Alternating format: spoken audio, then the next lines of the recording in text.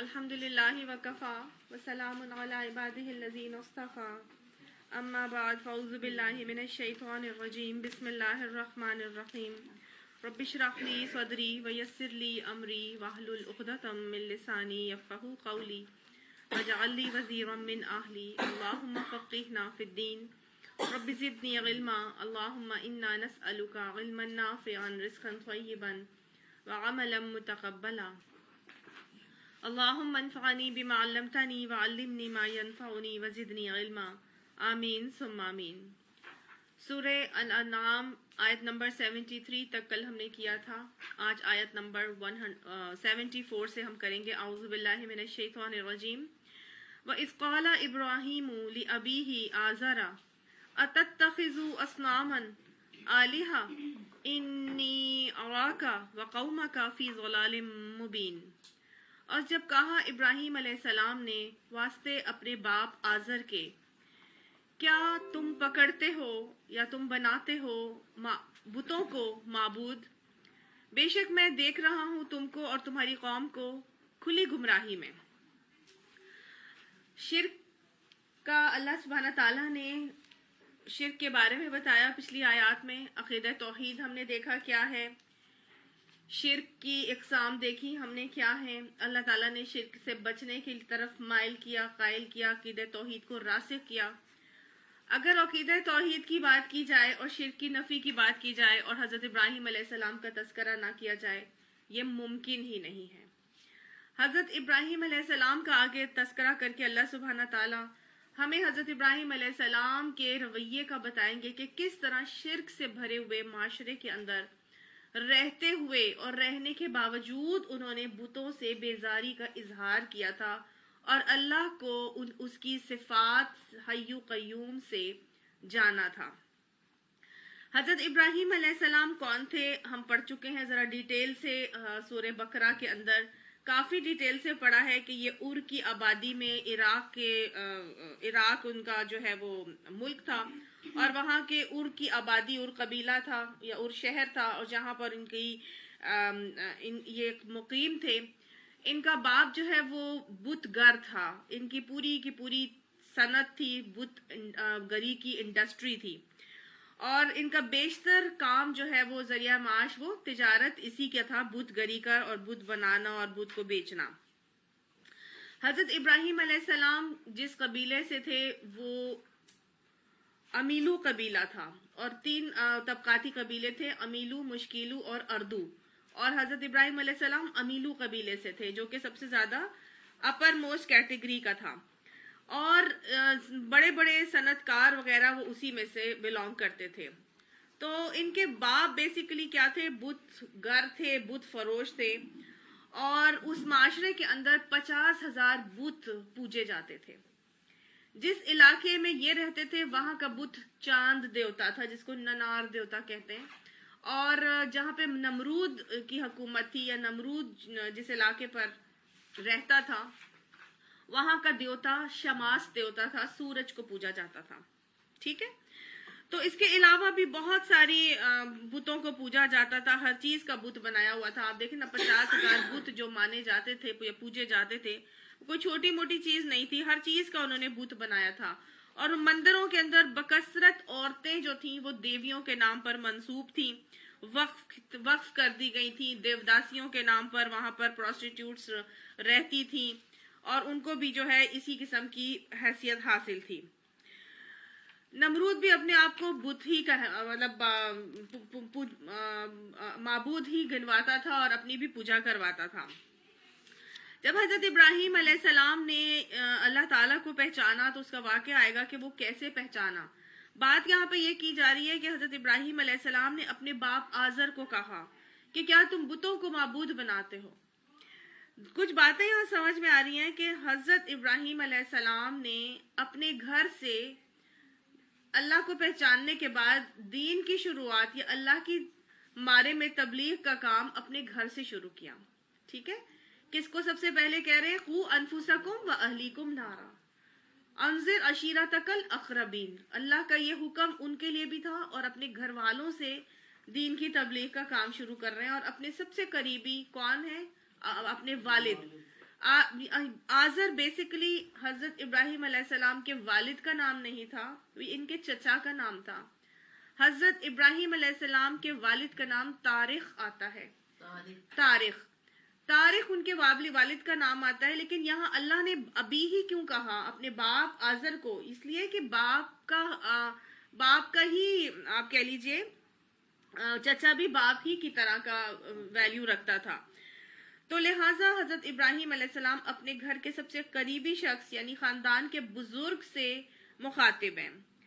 دوسرا اصول ہمیں یہاں پہ یہ مل رہا ہے کہ اگر خاندان کے بزرگ صحیح راستے پر نہ ہو تو اور چھوٹے بچوں کو یا ان سے جو چھوٹے افراد ہیں ان کو حق سمجھ میں آ جائے تو نہایت عزت اور احترام سے حق بات بزرگوں کو بتانا لازم ہے اور ان کو بتایا جائے.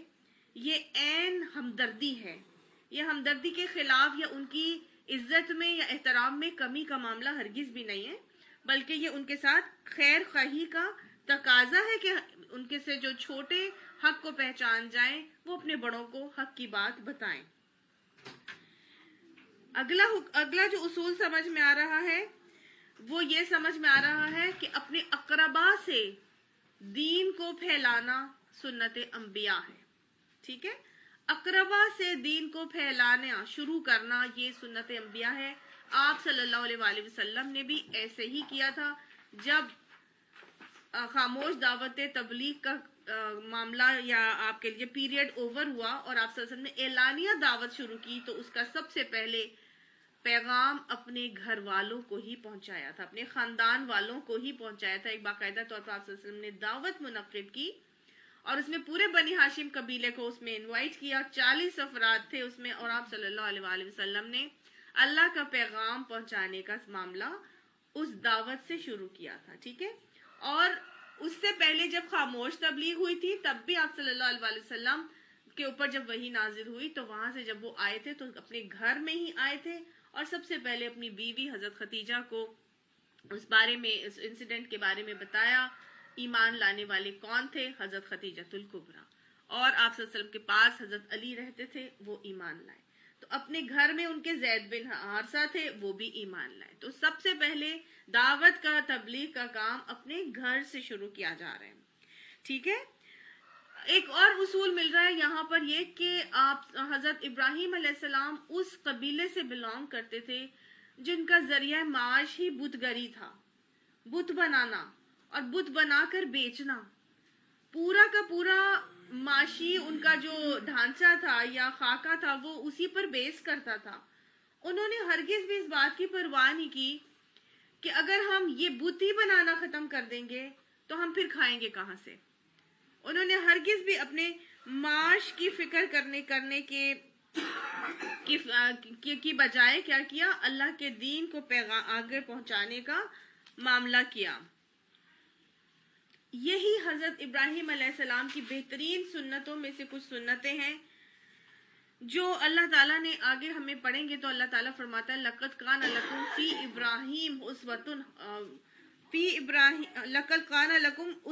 حَسَنَةٌ فِي إِبْرَاهِيمَ وَالَّذِينَ مَعَهُ، کہ بے شک تمہارے لیے حضرت ابراہیم علیہ السلام کی سنت میں بہترین نمونہ ہے اور ان کے جو ساتھ تھے ان کی سنتوں میں بھی تمہارے لیے بہترین نمونہ ہے. کیا کہ اذ قالوا لقومہم، جب انہوں نے اپنی قوم سے کہا تھا انا براء منکم، کہ میں تم سے بری ہوں، ومما تعبدون نہ من دون اللہ، اور ان سے بھی بری ہوں جن کا تم اللہ کو چھوڑ کر پوجتے ہو. اور یہاں پر بھی یہی بتایا جا رہا ہے کہ تم کیا اللہ کے علاوہ دوسرے معبود، تم نے بتوں کو معبود بنا لیا ہے. میں تو تمہیں اور تمہاری قوم کو کھلی گمراہی میں پاتا ہوں. ٹھیک ہے نا، وہ کہہ سکتے تھے کہ ٹھیک ہے میں رب کو مان لیتا ہوں لیکن ذریعہ معاش جو ہے اس پہ جو کام کرتا رہتا ہوں، ٹھیک ہے بت بناتا بھی رہتا ہوں، بیچتا بھی رہتا ہوں، بھائی میں اس کو کیسے ختم کر سکتا ہوں. لیکن انہوں نے اس کی ہرگز بھی فکر نہیں کی. انہوں نے خود بھی اس سے رکے اور یہ بھی کہا کہ میں تم کو بھی ایسے ہی گمراہی میں دیکھ رہا ہوں، تمہاری پوری قوم کو بھی اسی گمراہی میں پاتا ہوں. تو گویا سمجھ میں یہ آ رہا ہے کہ دین جو ہے وہ صرف عبادات کا نام نہیں ہے. دین صرف عبادات کا نام نہیں ہے کہ آپ بس عبادات کر لیں، مسجدوں میں چلے جائیں یا روزے رکھ لیں. ایسی بات نہیں ہے، بلکہ کیا ہے، آپ کی دین کی شروعات ہی آپ کے اصل کھانے سے ہوتی ہے. اگر رزق حرام ہو گیا تو پھر آگے اعمال صالحہ کیسے ہو سکیں گے نا. اور دین اور دنیا الگ الگ نہیں ہے. انسان کہتے ہیں بس ٹھیک ہے ذریعہ معاش جو مرضی ہو، میری دنیا بنتی رہے اور دین بھی میں ٹھیک ہے نماز روزے کرتا رہوں گا. ایسے نہیں ہوتا، دونوں کو ساتھ ملا کر چلنا ہے. یہ ہمارا دین دینی اور مالی دونوں چیزوں کو ساتھ لے کے چلنے کا نام ہے. ٹھیک ہے.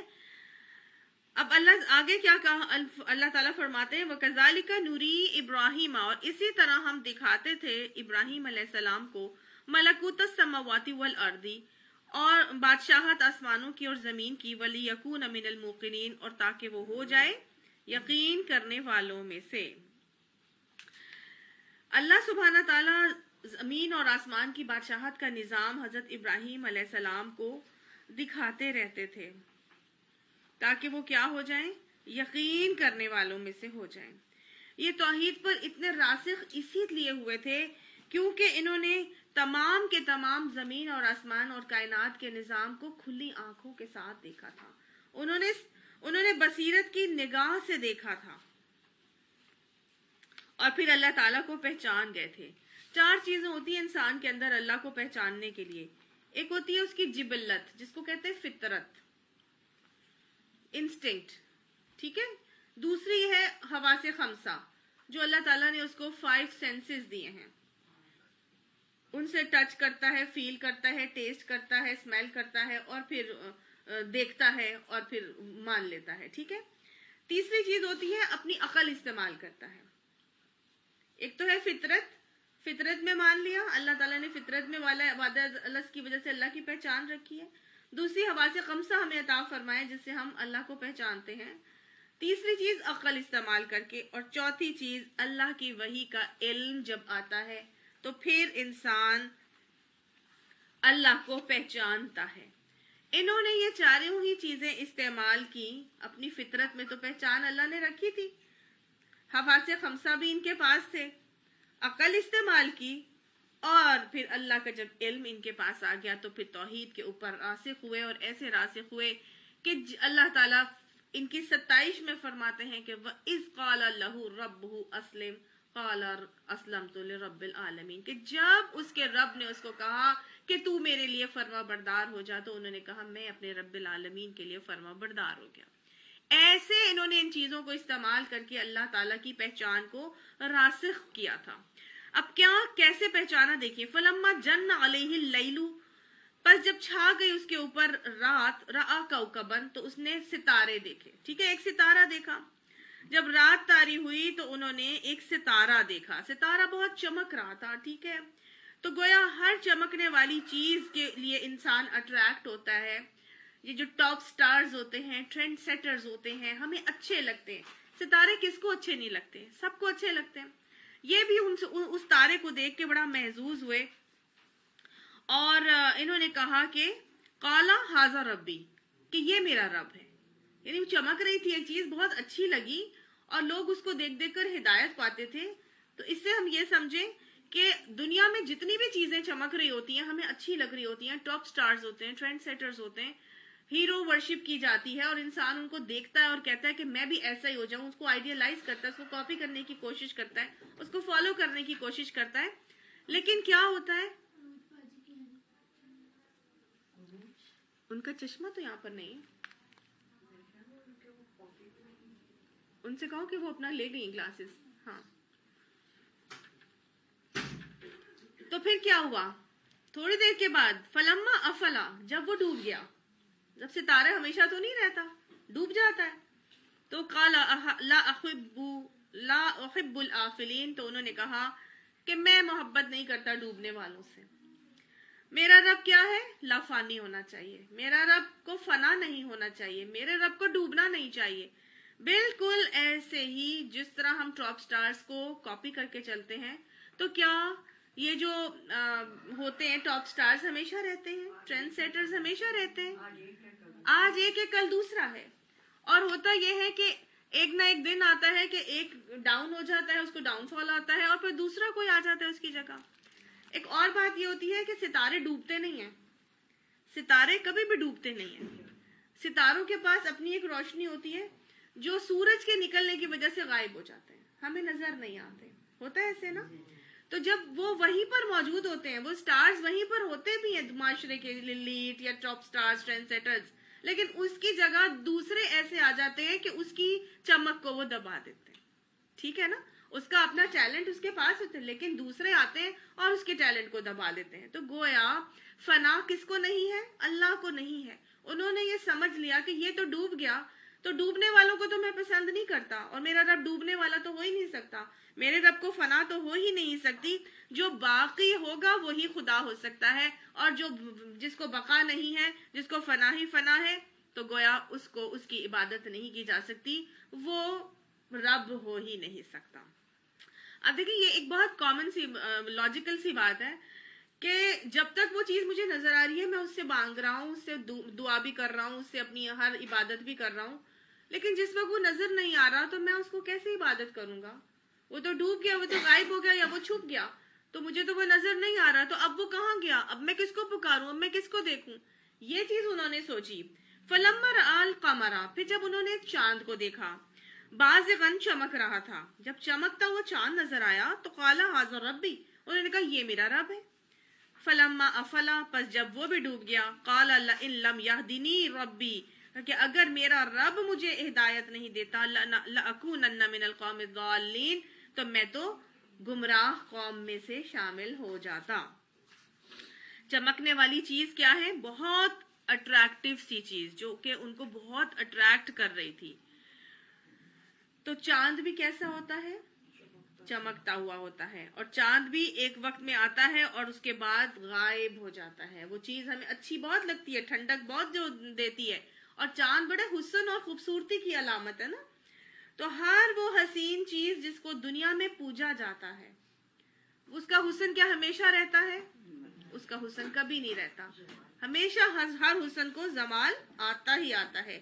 جتنا حسین لوگ ہوں گے, جتنی حسین چیز ہوگی, اس کو خوبصورتی ڈھلتی چھاؤں کی مانند ہوتی ہے, اور اس کو زوال آتا ہی آتا ہے.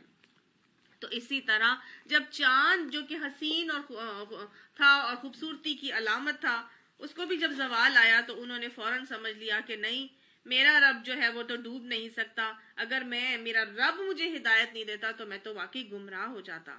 پھر کیا ہوا؟ پھر اگلے دن جب سورج آیا تو فلما رأى الشمس بازغۃ, پھر جب انہوں نے دیکھا کہ سورج وہ چمک رہا ہے, جو چمکتے سورج کو دیکھا, تو بس انہوں نے کہا کہ ہاں یہ سب سے زیادہ چمک والا ہے, یہ میرا رب ہو سکتا ہے. قال ھذا ربی, کہ یہ میرا رب ہو سکتا ہے.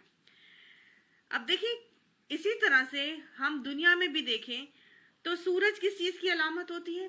گلیمر کی, طاقت کی. جب وہ چیز اس کی روشنی آتی ہے تو ہر چیز کی روشنی ماند پڑ جاتی ہے, ہوتی ہے نا. تو جتنی بھی چمکنے والی دنیا میں چیزیں ہیں, ایسی چکا چوند کر چمک والی چیزیں جو ساری چیزوں کی روشنی کو دبا دینے والی ہوں, ماند کر دینے والی ہوں, ہر وہ پرومیننٹ ایمیننٹ چیز جس کے آگے کوئی ٹھہر نہ سکے, آج لوگ اس کو بھی پوجتے ہیں. جو سب سے زیادہ طاقتور ہوتا ہے, لوگ اس کی عبادت پوجنا شروع کر دیتے ہیں.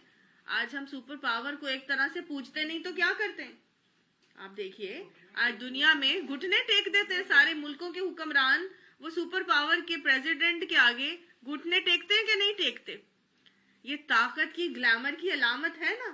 یہ ہیرو ورشپ کی طرح اس کو پوجا جاتا ہے کہ نہیں پوجا جاتا؟ وہ جو مرضی کہہ دے, اگلا اس کے آگے کچھ بول ہی نہیں سکتا. تو یہی چیز ہے, ایسے لوگوں کو آئیڈیالائز بھی کیا جاتا ہے, گلیمرائز بھی کیا جاتا ہے, کاپی بھی کیا جاتا ہے. تو ہر وہ دنیا کی چیز جو دوسری چیزوں کی چمک کو ماند کر دے, اس کی مثال ہم سورج سے لے سکتے ہیں. ٹھیک ہے, تو جب انہوں نے سورج کو دیکھا یا کوئی ایسی چیز دیکھی ہوگی جو بہت چمکدار ہوگی اور جس کے آگے ہر چیز کی روشنی کم ہو جاتی ہوگی, تو بھی انہوں نے یہی سوچا کہ یہ میرا رب ہے. ھذا اکبر, یہ بڑا ہے, یہ سب سے بڑا ہے.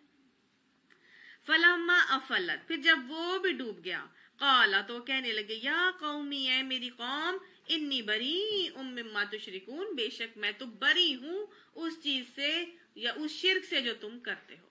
انہوں نے اپنے آپ کو बरी कर लिया, शिर्क से बेजारी जाहिर की और उस बुत घरी के माशरे के अंदर, बुत परस्ती के माशरे के अंदर अल्लाह को किस सिफत से पहचाना?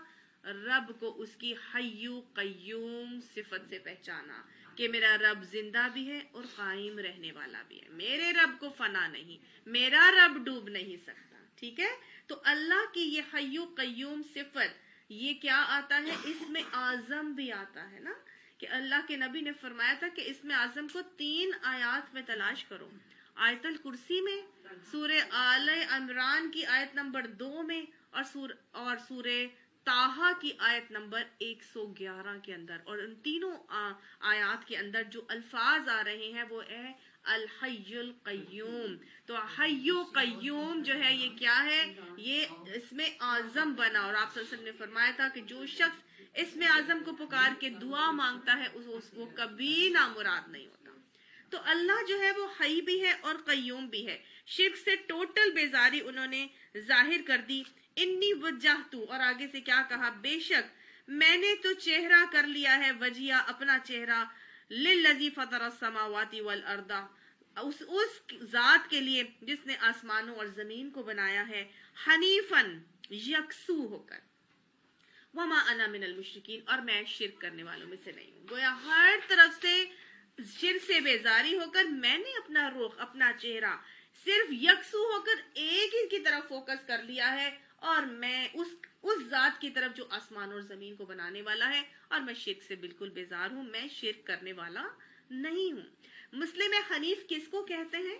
मुस्लिम हमें हनीफ कहते हैं। हनीफ उस चीज को कहते हैं जो यकसू होता है, फोकस्ड होता है, जिसका जो पॉइंट ऑफ फोकस जो है वो एक ही तरफ होता है, वो 10 जगहों पर अपना फोकस नहीं रखता, उसका ध्यान 10 जगहों पर नहीं होता। इसकी मिसाल आप ड्राइवर से ले लें। एक ड्राइवर जब ड्राइव कर रहा होता है तो उसकी नजर अगली गाड़ी पर होती है, या उसकी नजर सिग्नल पर होगी, इसके अलावा उसकी नजर कहीं और नहीं जाती कि रास्ते में बेशुमार बिल बोर्ड्स लगे होंगे, सेलों के लगे होंगे, खूबसूरत लोग घूम रहे होंगे, गाड़ियां आगे पीछे फिर रही होंगी, नजारे भी बेशक होंगे, उसकी नजर कहाँ होती है? ड्राइवर की अगली गाड़ी के ऊपर और सामने की तरफ होती है। तो ये है मुस्लिम में यकसू के उसकी नजर सिर्फ और सिर्फ अल्लाह रब्बुल आलमीन के अहकामात की अतात की तरफ लगी होती है, क्योंकि वो रब की रजा चाहता है, रब की नाराजगी से बचना चाहता है, और अपने आमाल अल्लाह के अहकामात के मुताबिक अब करके गुजारना चाहता है। तो ये होता है मुस्लिम हनीफ। उन्होंने कहा कि मैं उस जात के लिए यकसू हो गया कि जिसने आसमानों और जमीन को बनाया है, और मेरा चेहरा सिर्फ उसी की तरफ होगा, और मैं शिर्क नहीं करूंगा। वहाजहु कौमहु, और अब जब भी कोई शिर्क से बेजार होके तौहीद का नारा लगाता है, तो ऐसा नहीं हो सकता कि लोग उस पर उंगलियां ना उठाएं, लोग उसके ऊपर बातें ना करें, लोग उससे लड़ाई झगड़ा ना करें। जब भी हम अल्लाह के अहकामात की अतात करने चलेंगे तो ऐसा ही होगा, लोग हमेशा हमारे पीछे पड़ जाएंगे। हजरत इब्राहिम अलैहिस्सलाम के भी पीछे पड़े, हाथ जाहू कौमहू, उसकी कौम उससे झगड़ने लगी। और आज भी ऐसा होता है कि नहीं? हमारे घर वाले हमें बातें करते हैं, हमारे रिश्तेदार हमें बातें करेंगे, ये बड़ी मुल्लानी बन गई, इसको देखो अब क्या मुसीबत पड़ गई कि अब अपना रोजाना उठती और कुरान सीखने के लिए पहुंच जाती है।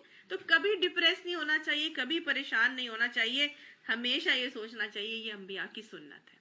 ये अंबिया के साथ भी हुआ था। दीन के रास्ते पर चलेंगे तो पत्थर तो आएंगे, ठीक है ना, वो लड़ाई झगड़े तो होंगे ही होंगे। वो उनके साथ जब उनकी कौम ने लड़ा तो उन्होंने आगे से क्या कहा? काला अतुहाजुन्नी फिल्लाही वक़द हदानी, क्या तुम अल्लाह के बारे में मुझसे झगड़ते हो, और हालांकि उसने मुझे हदायत दे दी है, उसने मुझे राह रास्त दिखा दी है। वला अखाफु मा तुशरिकूना बिही, और नहीं मैं डरता जो जिन के बारे में तुम शिर्क करते हो, यानी कि तुम्हारे ठहराए हुए शरीकों से मैं नहीं डरता। इल्ला अन यशा रब्बी शैआ, हाँ अगर मेरा रब कुछ चाहे तो जरूर हो सकता है। वसिअ रब्बी कुल्ला शैइन इल्मा, क्योंकि मेरा रब हर चीज, उसका इल्म हर चीज के ऊपर छाया हुआ है। मेरा रब अपने इल्म में बहुत वसअत रखता है, और हर चीज के इल्म पर उसका इल्म वासे है, वसी है, और उसकी वसअत हर चीज के ऊपर है। अफला ततज़क्करून, क्या बस तुम होश में नहीं आओगे, क्या पर तुम नसीहत नहीं पढ़ोगे। वकैफ अखाफू मा अशरकतुम, اور کس طرح سے تمہارے شریکوں سے میں ڈروں، یعنی میں کیسے کیوں ڈروں تمہارے شریکوں سے، ولا تخافونا، جبکہ تم نہیں ڈرتے، انکم اشرکتم باللہ، یہ کہ تم ان کو اللہ کے ساتھ شریک کرتے ہوئے جب نہیں ڈرتے، تو میں تمہارے شریکوں سے کیوں ڈروں، ما لم ینزل بہ علیکم سلطانا، جس کے لیے اللہ نے کوئی دلیل تمہارے لیے نازل نہیں کیا، یعنی اللہ نے تمہارے لیے کوئی دلیل نازل نہیں کی ہے کہ تم ان کو شریک بن ٹھہرا رہے ہو اور اللہ کے ساتھ شریک ٹھہرا کے ان کو پوجتے ہو، تم یہ کام کرتے ہوئے نہیں ڈرتے، تو میں کیوں ان شریکوں سے ڈروں۔ وہ آگے سے کہتے تھے نا، خود خوف کرو، یہ بت ناراض ہو جائیں گے اور تمہارے اوپر عذاب آ جائے گا اور تمہیں وبال میں گرفتار ہو جاؤ گے، تو وہ کہا انہوں نے کہ میں کیوں ڈروں، یہ کچھ نہیں کر سکتے، اللہ چاہے تو سب کچھ ہو سکتا ہے، یہ کچھ نہیں کر سکتے، جب تم ان کو شریک ٹھہراتے ہوئے نہیں ڈرتے تو میں کیوں ڈروں اس بات سے کہ میں اس کام سے جس کے لیے اللہ تعالیٰ نے کوئی دلیل نازل نہیں کی۔ تو یہاں سے یہ بھی سمجھ میں آ رہا ہے کہ دین کے ہر حکم کے لیے ہمیں دلیل کی ضرورت ہے، ہر حکم کو ماننے کے لیے جب تک ہمارے پاس دلیل موجود نہیں ہوگی دین کا حکم نہیں ماننا چاہیے، دین کا کوئی کام نہیں ماننا چاہیے۔ تو گویا سند کے بغیر، پروف کے بغیر کسی بھی چیز کو، دین کے کسی کام کو اہمیت دینا مومن کا رویہ نہیں ہوتا، ٹھیک ہے؟ ہم دنیا میں کتنی سند کو اہمیت دیتے ہیں نا، ڈگری ہونی چاہیے، فلاں کام کے لیے تم اپنا سی وی لے کے آؤ، اس کے اندر ڈگریز لگاؤ، اگر تمہیں فلاں جگہ جانا ہے اور فلاں کام کرنا ہے، لیکن دین کے کاموں کے لیے بغیر کسی سند اور دلیل کے ہم آرام سے کرتے چلے جاتے ہیں، دیکھا دیکھی اندھا دھند راتوں کی عبادتیں کر رہے ہیں، نوافل کے روزے رکھ رہے ہیں، خواہ مخواہ میں اپنی بنا لی، حالانکہ نہ قرآن سے کوئی دلیل ثابت ہے، نہ سنت سے، نہ کوئی حدیث کی کوئی دلیل اس کے لیے موجود ہے، بس اندھا دھند دیکھا دیکھی ہم کر رہے ہوتے ہیں۔ اللہ تعالیٰ فرماتے ہیں قُلْ ہاتوا برہانکم ان کنتم صادقین، ان سے کہو کہ برہان لے کے آؤ، دلیل لے کر آؤ اگر تم سچے ہو اپنے اس بات میں۔ تو یہاں پر بھی حضرت ابراہیم علیہ السلام کو کیا کہتے ہیں کہ تم وہ کام کر رہے ہو جس کے لیے اللہ نے کوئی دلیل نازل نہیں کی ہے۔ فَأَيُّ الْفَرِيقَيْنِ أَحَقُّ بِالْأَمْنِ، اچھا ہم دونوں فریقوں میں سے کون زیادہ بے خوفی اور اطمینان کا مستحق ہے، ان کنتم تعلمون، اگر تم جانتے ہو، یعنی تم اسی بات سے سوچ لو کہ ہم دونوں فریقوں میں سے بے خوفی کس کے پاس ہے، اطمینان کس کے پاس ہے، ٹھیک ہے نا؟ تو اس سے یہ بھی سمجھ میں آ رہا ہے کہ جو لوگ اللہ کے علاوہ دوسروں کی پرستش کرتے ہیں اور معبود بناتے ہیں اور شرک میں گرفتار ہوتے ہیں، ان کو دل کا سکون نہیں ہوتا، اور جو اللہ کے یکسو ہو کر اللہ ہی کو اپنا رب بنا لیتے ہیں اور معبود بنا کے اسی سے حاجت روائی کرتے ہیں، ان کو دل کا سکون اور اطمینان ہوتا ہے، یہ اللہ تعالیٰ ہی دیتا ہے، ٹھیک ہے نا؟ تو جو لوگ شرک میں مبتلا ہوتے ہیں، چاہے وہ درباروں پہ اور جتنے مزاروں پہ جا رہے ہوں، دل کا اطمینان ان کے پاس پھر بھی نہیں ہوتا، دل کا اطمینان، کیونکہ انہوں نے آگے سے دلیل کے طور پہ یہ بات پیش کی ہے فَأَيُّ الْفَرِيقَيْنِ أَحَقُّ بِالْأَمْنِ، کس فریق کے، دونوں فریقوں میں سے کس کے پاس زیادہ امن ہے، کون امن اور بے خوفی اور اطمینان کا مستحق ہے اگر تم جانتے ہو۔ الذین آمنوا، وہ لوگ جو ایمان لائے ہیں، حقیقت میں امن ان کے لیے ہے، ولم یلبسوا ایمانہم بظلم، اور جنہوں نے اپنے ایمان میں ظلم کی ملاوٹ نہیں کی ہے، انہوں نے اپنے ایمان میں ظلم کو شامل نہیں کیا ہے، اولئک لہم الامن، انہی کے لیے امن ہے، وہم مہتدون، اور وہی ہدایت پر ہیں۔ جب یہ آیت آئی تو صحابہ کرام بڑے پریشان ہوئے اور کہنے لگے کہ یہ تو کوئی بات نہ ہوئی، ہم میں سے کوئی بھی ایسا نہیں ہے کہ جس نے ظلم نہ کیا ہو، ہے نا؟ ظلم تو ہر کوئی کر لیتا ہے، ہر بندہ کسی نہ کسی درجے پہ کسی نہ کسی پر ظلم کر لیتا ہے۔ تو صحابہ کرام بڑے پریشان ہوئے کہ ہم میں سے تو ہر کوئی ایسا ہے جس نے کسی نہ کسی درجے پر ظلم کیا ہے۔ تو اللہ تعالیٰ تو کہہ رہا ہے کہ ایمان جو ہے، امن میں وہ لوگ ہوں گے جنہوں نے اپنے ایمان میں ظلم کی ملاوٹ نہیں کی ہوگی، اور وہی ہدایت پر ہوں گے۔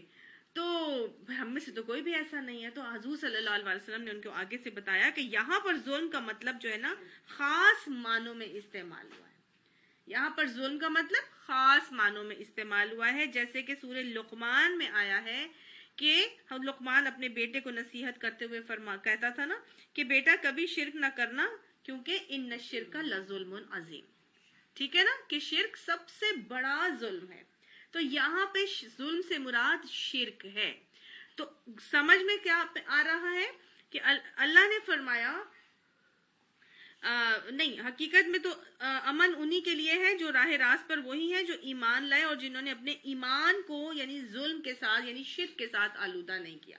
مثال وہی میں نے آپ کو بتائی کہ جو لوگ شرک میں مبتلا ہیں ان کو نہ امن ہوگا اور نہ ہی وہ ہدایت پر ہوں گے. اللہ ہمیں یہ باتیں سمجھا کر ہر طریقے کے شرک سے بچنے کی توفیق عطا فرمائے اور ہمیں ہدایت پر رکھے اور ہمارے دلوں کو اطمینان عطا فرمائے. دنیا میں بھی اطمینان سے زندگی گزارے اور امن کے ساتھ بے خوف ہو کر، اور قیامت میں بھی ہمیں ولا خوف علیہم ولا هم يحزنون میں شامل فرما لے.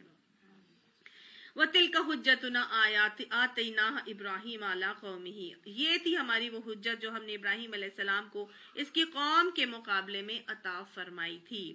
نَرْفَعُ دَرَجَاتٍ مَّن نَّشَاءُ، ہم بلند کر دیا ہم نے درجے، ہم بلند کرتے ہیں جس کے لیے چاہتے ہیں درجات. ان ربک حکیم علیم، بے شک تیرا رب حکمت والا ہے، علم والا ہے. گویا اللہ سبحانہ تعالیٰ نے بتایا کہ ہم نے حضرت ابراہیم علیہ السلام کو یہ حجت عطا فرمائی تھی کہ جس کی وجہ سے اس نے اپنی قوم سے بحث مباحثہ کیا اور جھگڑا کر سکا. کیوں ملی یہ حجت؟ کیسے ملی؟ جب شرک سے بیزار ہو کے انسان اللہ کی توحید پر راسخ ہو کر اللہ کو مسلم حنیف کی طرح مان لیتا ہے، پھر اللہ سبحانہ تعالیٰ یہ حجت انسان کو جھگڑنے کی طاقت خود بخود عطا فرما دیتے ہیں. وہ خود بولتا ہے. آج آپ کہتے ہیں نا کہ ہم لوگ بول نہیں سکتے، لوگوں کو منع نہیں کر سکتے، ہم اگر کہتے ہیں تو لوگ آگے سے فلاں جواب دیتے ہیں، ہم وہ بول، اصل میں ہم خود ڈاواڈول ہوتے ہیں. ہمیں خود ہی اتنا کمانڈ اپنے اوپر نہیں ہوتا، ہم خود ہی ڈگمگا رہے ہوتے ہیں. جب ہمارا ایمان پختہ ہو جائے گا تو اللہ تعالیٰ یہ حجت ہمیں خود عطا فرما دے گا. سمجھ آ گئی؟ جب ہم توحید پر راسخ ہو جائیں گے تو اگلے شرک کے معاملات کرنے والوں سے جھگڑنے کا طریقہ، بحث کا طریقہ اللہ خود بتا دیتا ہے، اللہ خود عطا فرما دیتا ہے. ضرورت کس بات کی ہے کہ انسان اس توحید کے اوپر راسخ ہو جائے اور شرک سے مکمل بیزاری ظاہر کر دے. جب یہ معاملہ ہوتا ہے پھر اللہ سبحانہ تعالیٰ ایسے معاملات کرنے والوں کو کیا دیتے ہیں؟ نرفعو درجاتم، اللہ تعالیٰ ان کے درجات میں ان کو بلندیاں عطا فرماتے ہیں. درجات کی بلندیاں کیسے عطا فرمائی؟ اللہ نے حضرت ابراہیم علیہ السلام کو سب سے پہلے تو خلیل اللہ بنایا، اس کے بعد اللہ سبحانہ تعالیٰ نے ان کو جو ہے امامت کا درجہ عطا فرمایا کہ انی جاعلک للناس اماما. اللہ تعالیٰ نے ان کو درجات کی بلندیاں عطا فرمائی. اللہ تعالیٰ نے فرمایا کیسے ریوارڈز میں اس ایسے شخص کو عطا کرتا ہوں، کیسے درجات کی بلندیاں عطا فرماتا ہوں. قرب تو عطا فرما کے اللہ تعالیٰ نے ان کو خلیل بنایا، پوری کے پوری امت کے اوپر اللہ نے ان کو امامت کا درجہ عطا فرمایا. اور اس کے علاوہ کیا دیا؟ وَوَهَبْنَا لَهُ إِسْحَاقَ وَيَعْقُوبَ، اور اللہ تعالیٰ نے ان کو اسحاق علیہ السلام اور یعقوب علیہ السلام بھی عطا فرمائے، یعنی صالح اولادیں عطا فرمائی. کُلًّا هَدَيْنَا، ہر ایک کو اللہ نے ہدایت سے سرفراز بھی کیا، بیٹے دیے اور وہ بھی ہدایت یافتہ اولادیں دی. وَنُوحًا، اور نوح علیہ السلام بھی کون تھے؟ انہوں نے بھی شرک سے بیزاری کی تھی. یہ وہ نبی تھے جو حضرت آدم علیہ السلام کے 2000 سال کے بعد آئے تھے، جب شرک دنیا میں پھیل چکا تھا. 5 بت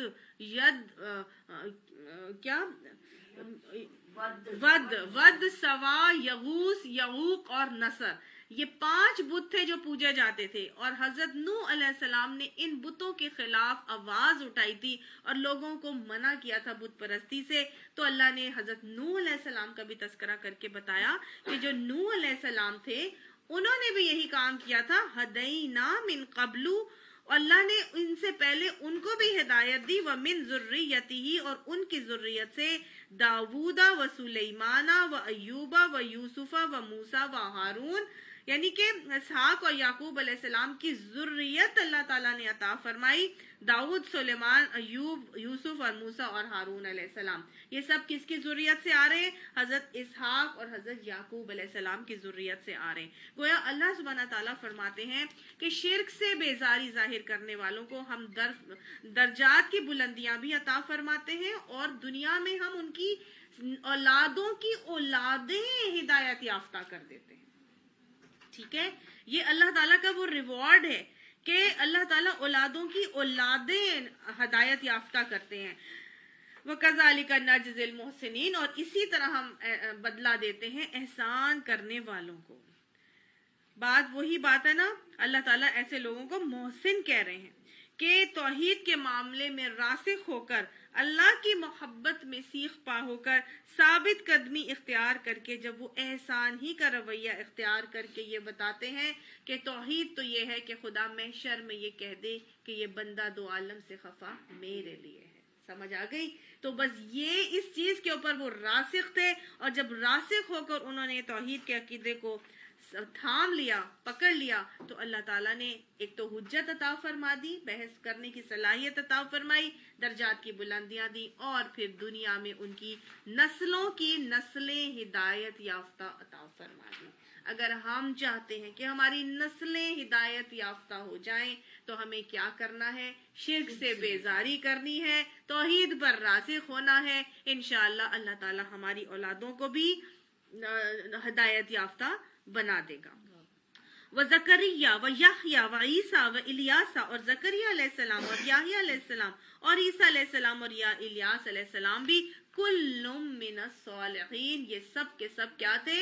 صالح تھے، یہ صالحین میں سے تھے. تو گویا اللہ نے، اگر ہم چاہتے ہیں کہ اللہ ہمیں بھی چن لے، ہماری اولادوں کو بھی چن لے، تو پھر آگے اللہ تعالیٰ فرماتے ہیں ہمیں ایسے ہی معاملہ کر کے چلنا ہوگا نا.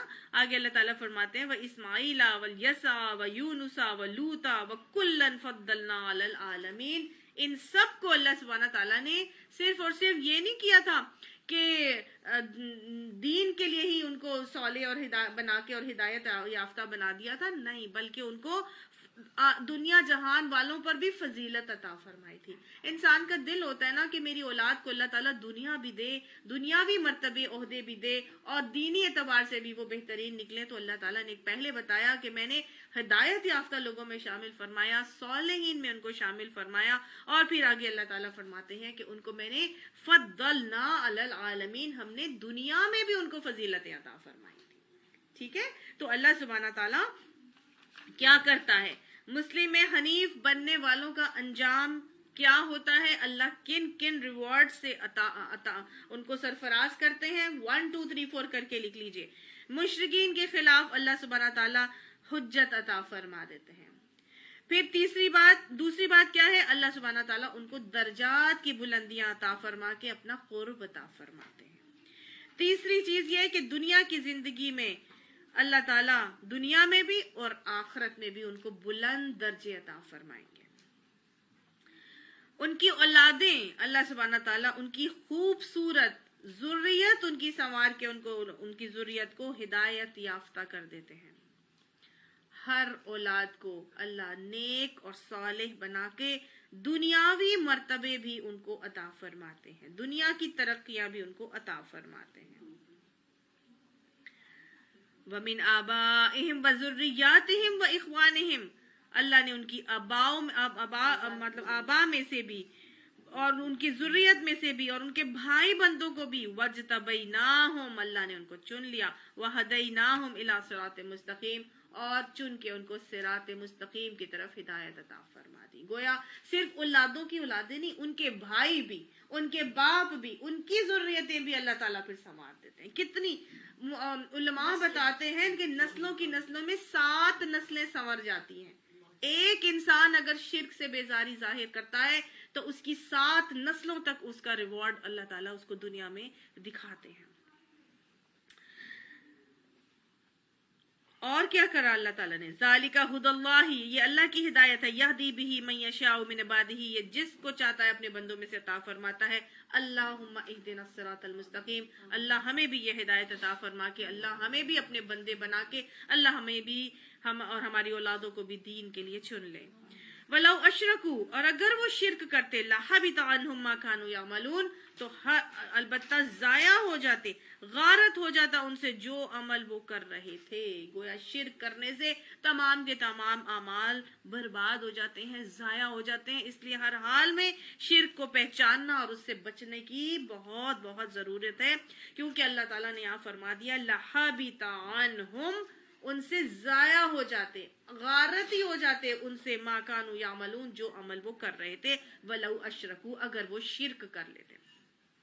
اولئک الذین آتیناہم الکتاب، یہ وہ لوگ ہیں کہ جن کو ہم نے کتاب دی، والحکم، اور حکمت دی، والنبوت، اللہ نے ان کو نبوت عطا فرمائی، فَإِن یکفر، پس اگر وہ انکار کرتے، بہا، اس سے، ہؤلاء، یعنی اگر یہ لوگ اس چیز سے انکار کر دیتے جو ان کو دیا گیا تھا، کتاب اور حکمت اور نبوت، فقد وکلنا بہا قوما لیسوا بہا کافرین، تو پھر اللہ سبحانہ تعالیٰ فرماتا ہے ہمیں کوئی پرواہ نہیں تھی کہ ہم کچھ اور لوگوں کو یہ نعمت سونپ دیتے جو اس سے منکر نہیں تھے۔ ٹھیک ہے، یعنی اگر وہ کیا کرتے، یہ ساری کی ساری باتیں ماننے سے انکار کرتے تو اللہ سبحانہ تعالیٰ نے کچھ اور لوگوں کو یہ نعمت سونپ دینی تھی، اور جو اس سے انکار نہیں کرتے تھے ایسے لوگوں کو اللہ تعالیٰ پھر وہ چیزیں دے دیتا ہے۔ یعنی اللہ سبحانہ تعالیٰ نے جب انہوں نے انکار کے روش برقرار رکھی تو اللہ نے پھر بنو اسرائیل سے لے کر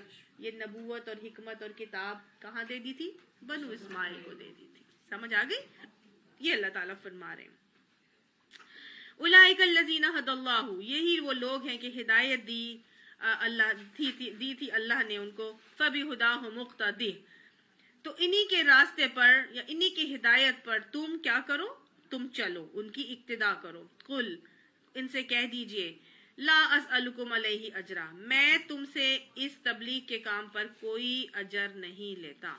گویا بتا دیا گیا ہے کہ یہ وہ لوگ تھے جن کو اللہ تعالیٰ نے ہدایت عطا فرمائی تھی، تو تم بھی انہی کے طریقے کو فالو کرو، تم لوگ بھی انہی کے طریقے کی پیروی کر کے چلو، کیونکہ وہ ہدایت یافتہ تھے۔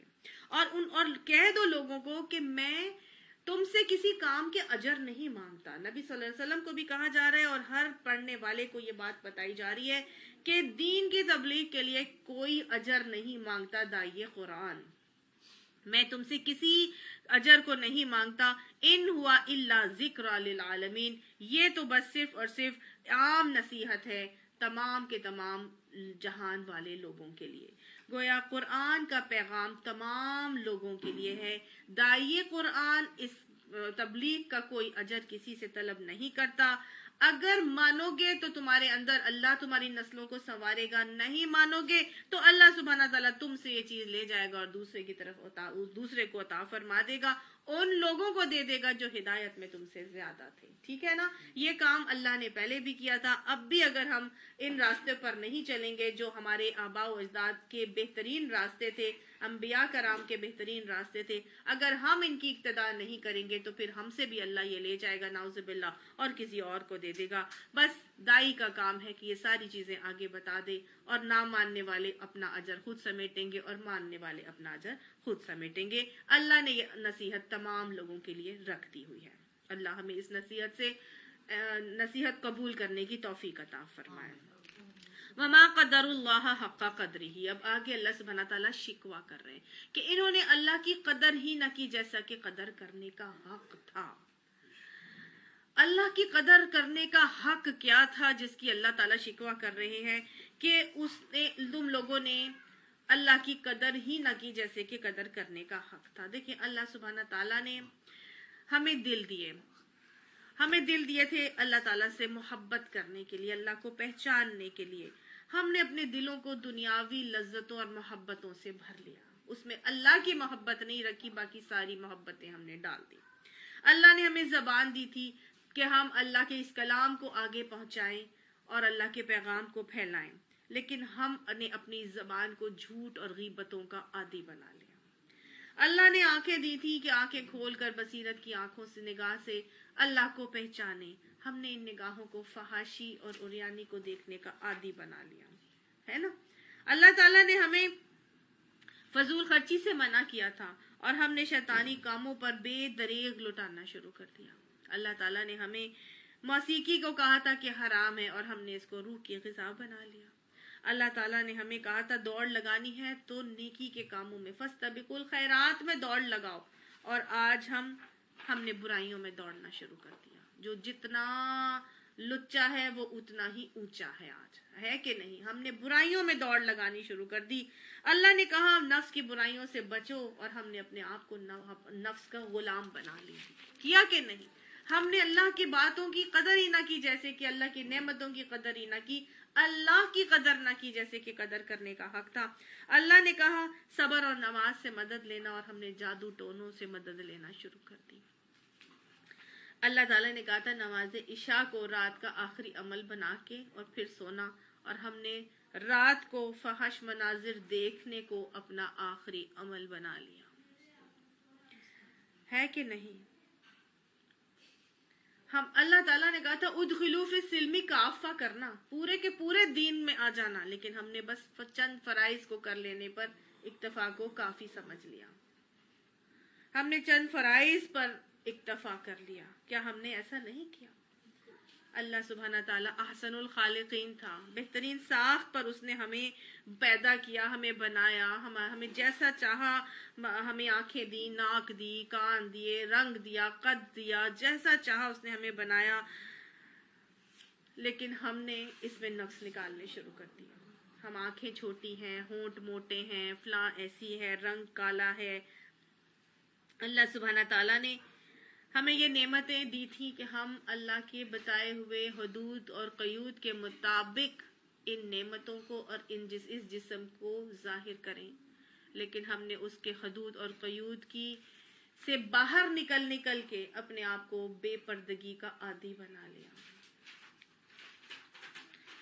اللہ نے یہ نعمتیں دی تھی کہ ان نعمتوں کو رب کے راستے میں استعمال کرنا، رب کے راستے میں تھکاوٹیں لانا، اور ہم نے دنیا کے لیے تھکنا شروع کر دیا۔ کیا ہم اللہ کے لیے تھکتے ہیں؟ کیا ہماری نیندیں اللہ کے کاموں سے تھک کر ہوتی ہیں؟ کیا ہماری تھکاوٹیں اللہ کی راہ میں ہوتی ہیں؟ اپنا محاسبہ کرنے کی ضرورت ہے۔ ہم کتنی اللہ کی قدر کرتے ہیں؟ اللہ رازق ہے، اس نے ہمارے لیے اتنے پھل، سبزیاں اور ہمارے لیے غلے، گوشت، کیا کیا چیزیں نکالی ہیں، لیکن ہم اس کے رزق کی کتنی قدر کرتے ہیں کہ جب وہ رزق ہمارے سامنے پک کر آتا ہے اور ہم اس میں سے عیب نکالنا شروع ہو جاتے ہیں۔ ہوتا ہے کہ نہیں؟ وہ روٹی بن کر آتی ہے اور ہم روٹی کو اٹھاتے ہیں اور ہم کہتے ہیں یہ کچی ہے، یہ موٹی ہے، یہ پتلی نہیں ہے، یہ ایسی ہے، یہ چھوٹی ہے، یہ بڑی ہے۔ مختلف قسم کے عیوب ہم نکال رہے ہوتے ہیں۔ اللہ کی نعمتوں کو کھا کھا کے ہمارے دانت گھس جاتے ہیں، لیکن شکر کے لیے ہماری زبان نہیں ہلتی۔ ایسا ہوتا ہے کہ نہیں ہوتا؟ کیا ہم کبھی کھا کے اللہ کی تعریف کرتے ہیں؟ چیزوں کو دیکھ کے ہم اللہ کی تعریف کے گن گاتے ہیں؟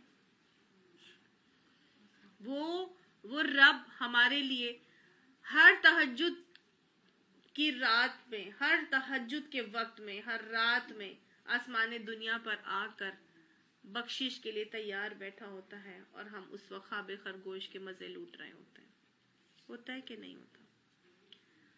ہم نے کیا اللہ کی ویسی قدر کی جیسے قدر کرنے کا حق تھا؟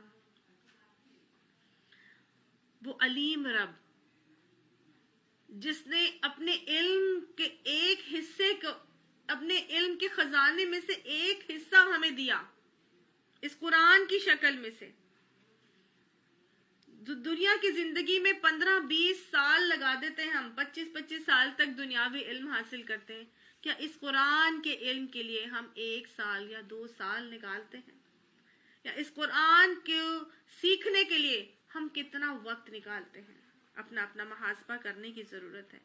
کہیں ہم ایسے تو نہیں کرتے کہ ہم آنکھوں سے لگاتے ہیں اور تاکوں پہ سجا کے رکھ دیتے ہیں اس کو؟ ہمارا کیا رویہ اس علم کے ساتھ؟ اگر ہم اس علم کو حاصل بھی کر لیتے ہیں تو کیا ہم اس علم کے مطابق اپنی زندگیاں گزار رہے ہیں؟ ایسا تو نہیں کر رہے کہ ہم علم حاصل تو کر لیتے ہیں، لیکن پھر ہم اس میں سے پک اینڈ چوز کرنے لگ جاتے ہیں کہ یہ میں کر سکتی ہوں اور یہ میں نہیں کر سکتی، یہ میرے لیے پاسبل نہیں ہے، یہ مشکل ہے۔ اپنا یہ بھی محاسبہ کرنے کی ضرورت ہے کہ وہ رب اتنا بڑا محسن ہے کہ ہم چنے ہوئے لوگوں کو لا کے اس نے یہاں پہ دین کی تعلیم حاصل کرنے کے لیے بٹھا دیا ہے۔ اس کا یہ احسان نہیں ہے کہ اس نے ہماری زندگی میں ہمیں لا کے یہاں پر ہمیں بٹھا دیا ہے؟ تو پھر اب ہمارا کیا معاملہ ہے اس تعلیم کے ساتھ کہ اس نے تو ہمیں چن لیا ہے، لیکن ہم کتنی قدر کر رہے ہیں کہ جو سیکھ رہے ہیں اس کو اپنی عمل میں لا رہے ہیں کہ نہیں لا رہے؟ کہیں ایسا تو نہیں ہے کہ جس طرح ہم قرآن کلاسز میں آنے سے پہلے تھے آج بھی ہم وہیں پر کھڑے ہوئے، یا ہمارے اندر کوئی چینج آ رہا ہے، ہمارے اندر اس تعلیم کو ہم اپنے اعمال میں ڈھال رہے ہیں کہ نہیں ڈال رہے ہیں؟ اپنا محاسبہ کرنے کی ضرورت ہے، ورنہ اللہ کا یہ شکوہ میرے اور آپ کے لیے بھی ہے کہ ما قدر اللہ حق قدرہ، اللہ فرماتا ہے کہ انہوں نے اللہ کی قدر ہی نہ کی جیسے کہ قدر کرنے کا حق تھا۔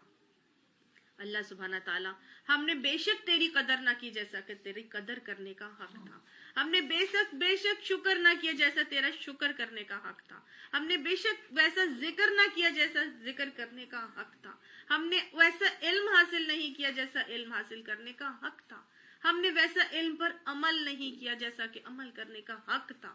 اللہ تعالیٰ تو ہماری ان لغزشوں پہ ہمیں معاف فرما دے۔ اللہ تو غفور اور رحیم ہے، ہمیں معلوم ہے تو غافر الذنب ہے، قابل التوب ہے اور عفو قدیر ہے۔ اللہ تو بخشنے پر قادر ہے، تو ہاتھ پھیلانے والے پر کو خالی ہاتھ نہیں لوٹاتا۔ اللہ سبحانہ تعالیٰ ہماری کمیوں کو تاہیوں کا ہمیں اعتراف کرتے ہیں، اللہ سبحانہ تعالیٰ ہماری کمیوں کو تاہیوں پر ہمیں بخشش عطا فرما دے۔ اللہ آگے اپنے اعمال کی اصلاح کرنے کی توفیق عطا فرما دے۔ اللہ جو تو نے ہمیں لا کے یہاں پر بٹھا دیا ہے، تیرا احسان، ہم اس کا شکر ادا نہیں کر سکتے، اللہ ہمیں شکر کرنے والے لوگوں میں شامل فرما دے۔ اور اللہ جو نعمتیں تو نے ہمیں عطا فرمائی ہیں، ان نعمتوں کو اپنی راہ میں لگانے کی اور کھپانے اور تھکانے کی توفیق عطا فرما دے۔ اللہ کا شکوہ بجا ہے اور اپنی جگہ بالکل ٹھیک ہے۔ اللہ فرماتے ہیں کہ وہ لوگ، انہوں نے بھی اللہ کا قدر نہ کی جیسا قدر کرنے کا حق تھا۔ اس قالو، جب انہوں نے یہ کہا کہ ما انزل اللہ علی بشر من شیء، کہ اللہ نے کسی بشر پہ کچھ نازل نہیں کیا، قل، ان سے کہہ دیجئے، من انزل الکتاب الذی جاء بہ موسیٰ، ان سے پوچھو پھر جو موسیٰ علیہ السلام کتاب لے کر آیا تھا، نوراً وہدی للناس، جو لوگوں کے لیے، انسانوں کے لیے نور بھی تھی اور ہدایت بھی تھی، تجعلونہ قراطیسا، تم نے اس کو کیا بنا لیا تھا؟ پارا پارا، تم نے اس کو کاغذ بنا لیا تھا۔ تبدونہا، تم اس میں سے کچھ چیزوں کو ظاہر کر دیتے تھے، وتخفون کثیرا، اور تم بہت ساری چیزوں کو تو چھپا ہی جاتے تھے۔ یعنی کہ پارا پارا کرنا کیا تھا؟ ٹکڑے ٹکڑے۔ یعنی موسیٰ علیہ السلام جو کتاب لے کر آیا تھا، اس کتاب کے ساتھ تو تمہارا رویہ یہ تھا کہ اس کی کچھ چیزوں کو تو تم ظاہر کر لیتے تھے، مان لیتے تھے، اس پر عمل کر لیتے تھے، پک اینڈ چوز کر لیتے تھے، ہاں یہ میں کر لوں گی، اور کچھ بہت ساری چیزوں کو تو تم چھپائے جاتے تھے کہ نہیں جی اس پر میں عمل نہیں کر سکتی، یہ تو جی علماء اور مفتیان کے لیے، یہ تو وہی کریں گے، یہ تو ہماری امی اور نانی دادی کرتے تھے، آج ماڈرن جو جنریشن ہے وہ یہ چیز نہیں کر سکتی۔ یہ پارا پارا بنانے کا رویہ ہے کہ نہیں؟ اللہ نے شکوہ کیا کہ جب تم لوگ یہ کہتے تھے کہ اللہ نے کسی بشر پر کچھ نازل نہیں کیا، تو ہمارا بھی تو رویہ قرآن کے ساتھ پھر ایسا ہی ہے۔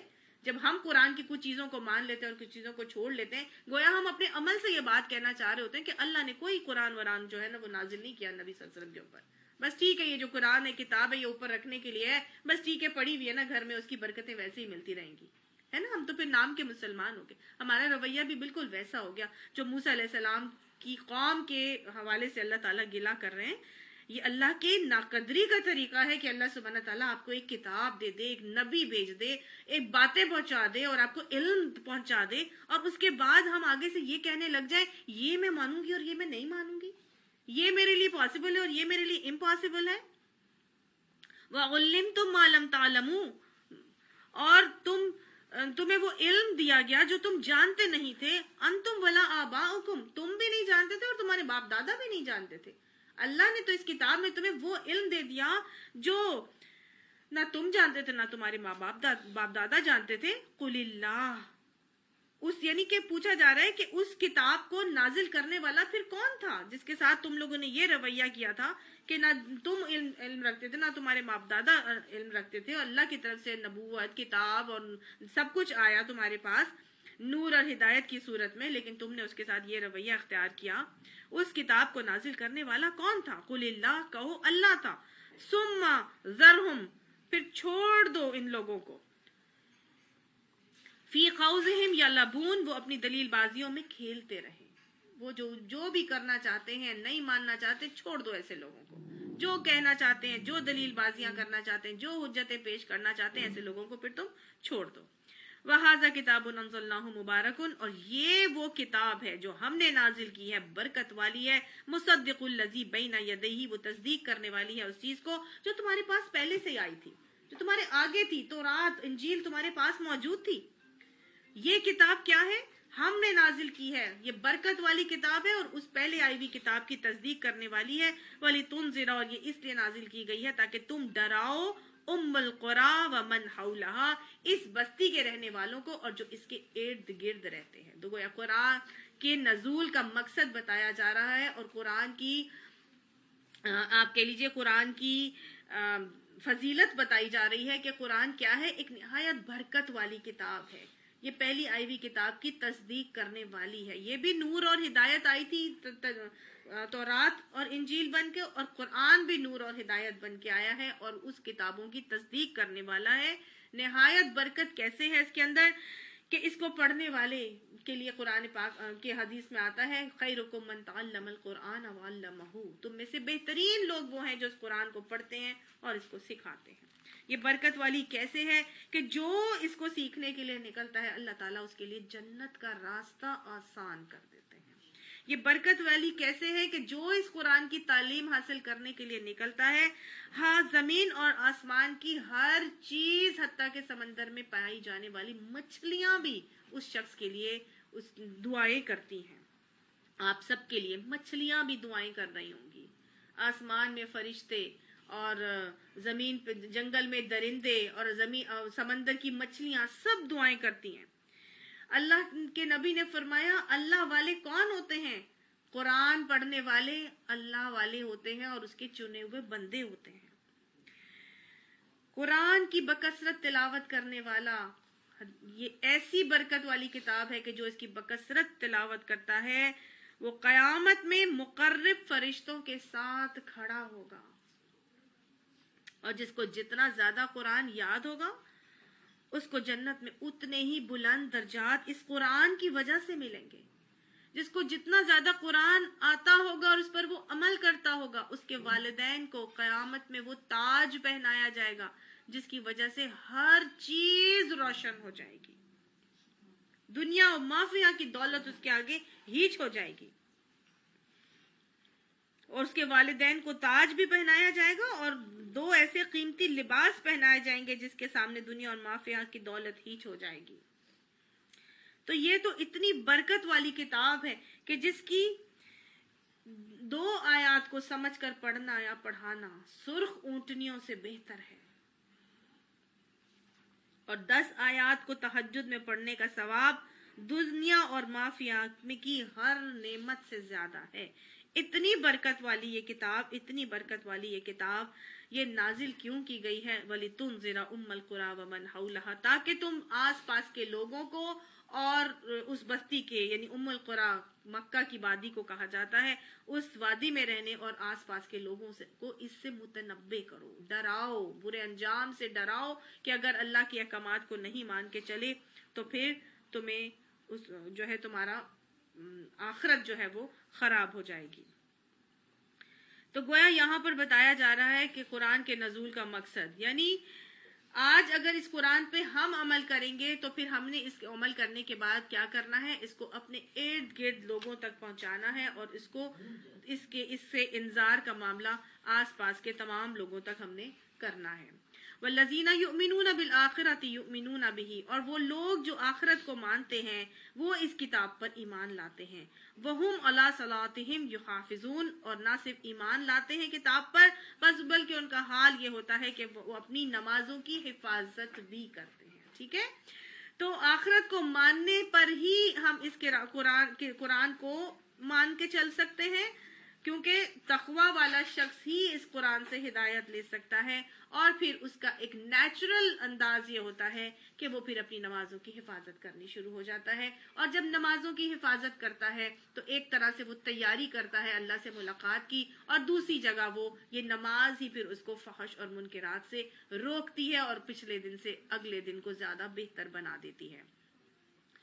ومن اظلم ممن افترى علی اللہ کذبا، اور اس شخص سے بڑھ کر ظالم کون ہوگا جس نے اللہ پر جھوٹ گھڑا، او قالا، یا اس نے یہ کہا کہ اوحی الیہ، کہ مجھ پر وحی آئی ہے، ولم یوحى الیہ شیء، حالانکہ اس پر کوئی وحی نازل نہیں کی گئی ہے، ومن قالا، اور جب اس نے یہ کہا کہ سانزل مثل ما انزل اللہ، کہ جو اللہ کی نازل کردہ چیز کے مقابلے میں کیا کہے کہ مجھ پر بھی ایسی ہی چیز نازل میں کر کے دکھا سکتا ہوں، یعنی ایسا شخص کیا ہے، سب سے بڑھ کر ظالم ہے جو اللہ پر جھوٹ گھڑ کر یہ کہے کہ یہ جو نازل ہوئی ہے نا قرآن کتاب، میں بھی اس طرح کی کوئی کتاب بنا سکتا ہوں اور میں بھی نازل کر کے دکھا سکتا ہوں۔ یہ جھوٹے داعیان نبوت کے بارے میں اللہ نے کہہ دیا کہ اس سے بڑھ کر ظالم اور کوئی نہیں ہو سکتا۔ گویا اللہ سبحانہ تعالیٰ نے نبی اکرم صلی اللہ علیہ وسلم کو خاتم النبیین بنایا، اور ان کے بنانے کے بعد وحی کے نزول کا سلسلہ اللہ نے بند کر دیا تھا، ٹھیک ہے، کوئی نزول وحی اس کے بعد نہیں ہو سکتا اللہ کی آیات کے حوالے سے۔ اب کوئی اٹھ کے یہ نہیں کہہ سکتا کہ اللہ کے نے مجھ تک وحی پہنچائی ہے اور کہا ہے کہ فلاں فلاں پیغام جو ہے وہ آگے پہنچا دو، وحی کا سلسلہ ٹوٹلی منع کر دیا گیا ہے اور ختم ہو گیا ہے۔ جبرائیل علیہ السلام کو یہ غم تھا کہ اب میں وحی لے کر نہیں اتروں گا، اس کا یہ غم بھی ان کو تھا کہ میں اب نہیں اتروں گا وحی لے کر۔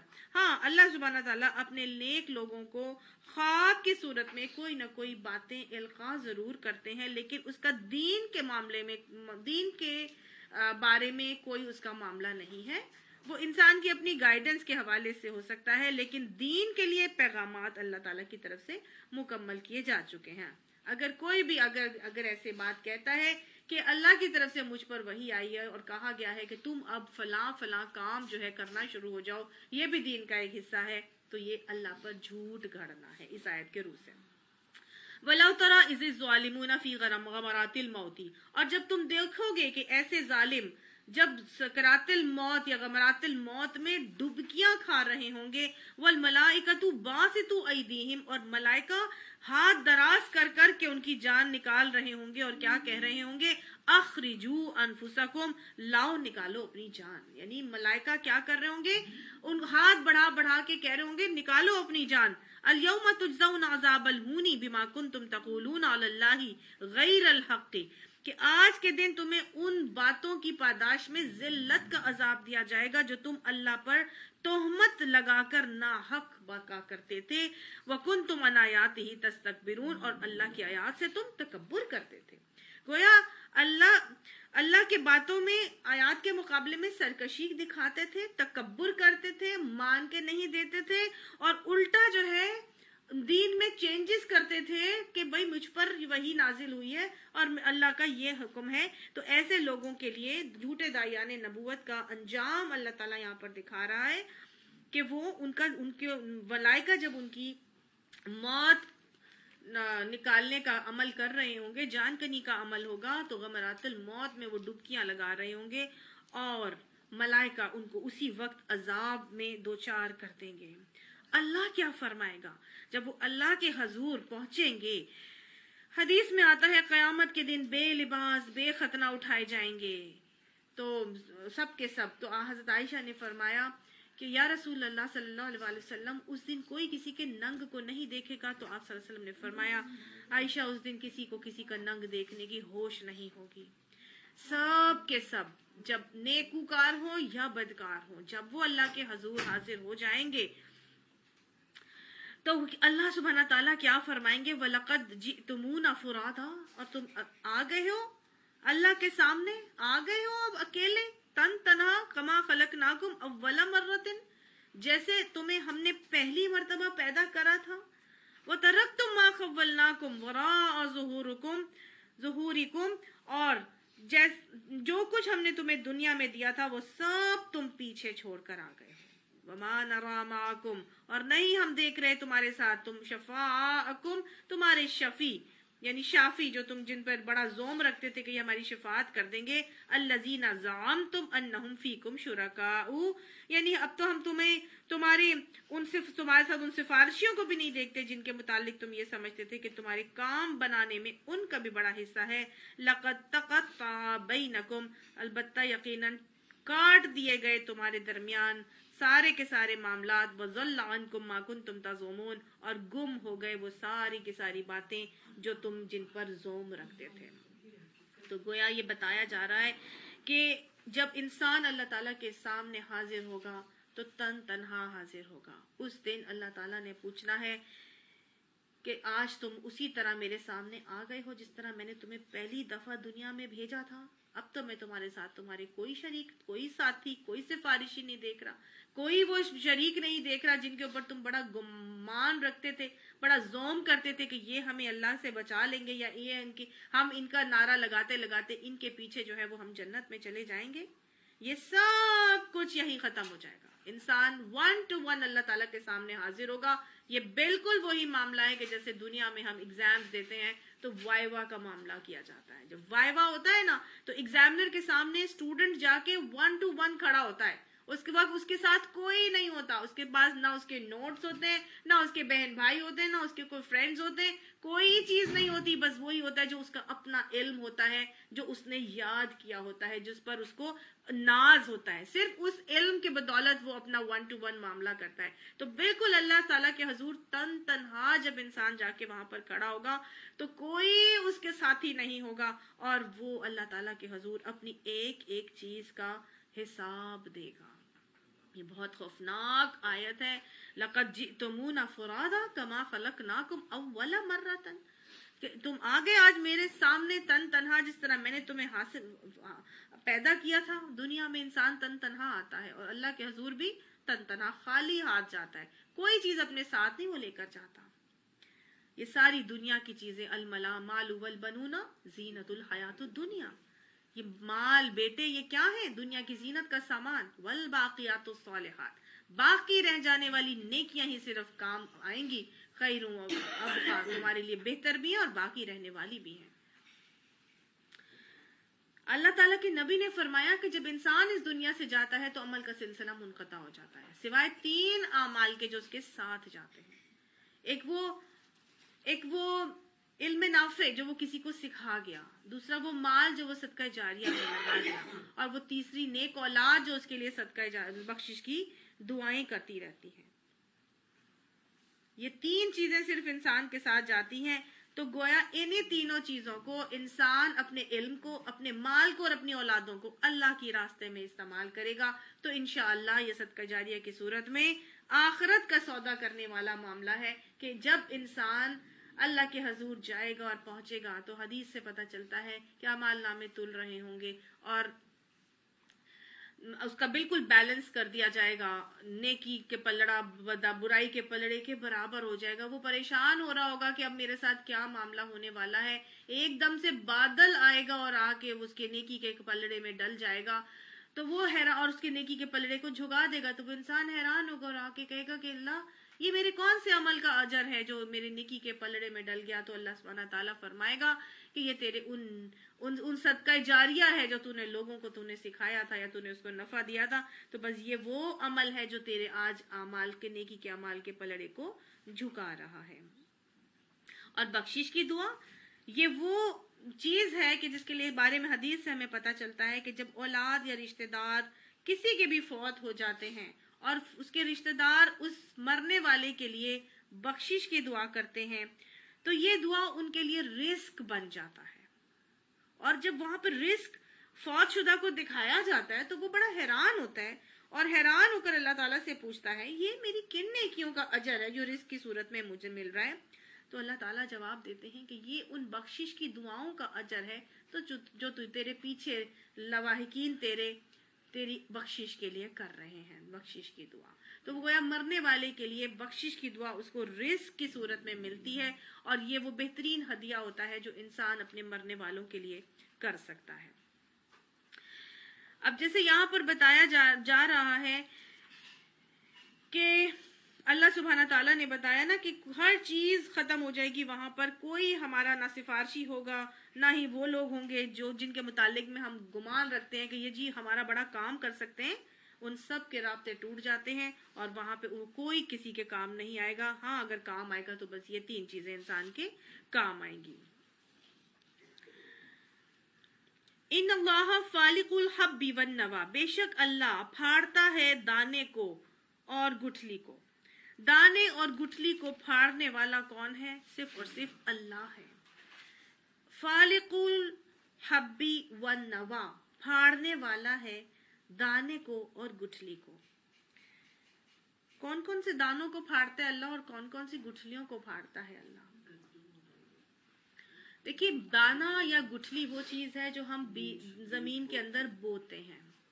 جب ہم زمین میں بو دیتے ہیں، کوئی دانا ہو یا کوئی گٹھلی ہو، گٹھلیاں مختلف قسم کی ہیں، جیسے کہ آم کی گٹھلی ہے، جیسے کھجور کی گٹھلی ہے، کتنی ہارڈ ہوتی ہیں نا. اور وہ بھی ہیں جو کہ بہت ہی باریک ہوتی ہیں. لائک آپ بیج لے لیجئے، باریک سے کوئی بھی لے لیں. پھولوں کے جو پولنز ہوتے ہیں، جو پولنز کتنے سافٹ بیج ہوتے ہیں، وہ بھی تو بیج ہی ہیں نا. وہ جو پولنز گرتے ہیں اور وہ جو کچھ پودے ہوتے ہیں وہ اپنے بیجوں کو وہیں گراتے ہیں، اور وہ ایک سیزنل پودے ہوتے ہیں، وہ اپنے بیج گرا دیتے ہیں، اور وہ بیج جو ہیں زمین میں دبے رہتے ہیں، دبے رہتے ہیں، دبے رہتے ہیں. 6 مہینے گزرتے ہیں، جب وہ سیزن آتا ہے سردی کا دوبارہ، وہی بیج جو ہے وہ دوبارہ سے پھٹ جاتے ہیں. ہوتا ہے کہ نہیں ہوتا؟ یہ اللہ ہے جس کو معلوم ہے کہ ہاں سراؤنڈنگ سازگار ہو گئی ہیں، اب ماحول ایسا ہو گیا ہے، ٹیمپریچر، کلائمیٹ، انوائرمنٹ ایسا ہے، دھوپ لگ رہی ہے، پانی مل رہا ہے. حالانکہ 6 مہینے اس کو ملتا رہتا ہے، لیکن اس میں سے وہ پھٹ کے باہر نہیں آتی. لیکن جب اللہ کا حکم ہوتا ہے تب وہ آ جاتی ہے. اسی طرح جو کسان ہوتا ہے، وہ بیج لگاتا ہے، وہ گندم کا بیج لگاتا ہے، وہ چاول کا لگاتا ہے، جو فصل لگاتا ہے، اس فصل کو جب پانی لگایا جاتا ہے، دھوپ لگتی ہے، ہوا ہے، مٹی ہے، سب کچھ اس کو پرووائڈ کیا جاتا ہے. 2 دن بعد اس کی پھٹ کر جو ہے وہ نکل آتی ہے کمپل باہر. ہوتی ہے کہ نہیں ہوتی؟ جب اللہ چاہتا ہے، جس کی چاہتا ہے، جس وقت چاہتا ہے، اللہ تعالیٰ اس بیج کو پھاڑ دیتا ہے. تو اللہ نے کہا دانے کو بھی پھاڑنے والا اللہ ہے، گٹھلی کو بھی پھاڑنے والا اللہ ہے.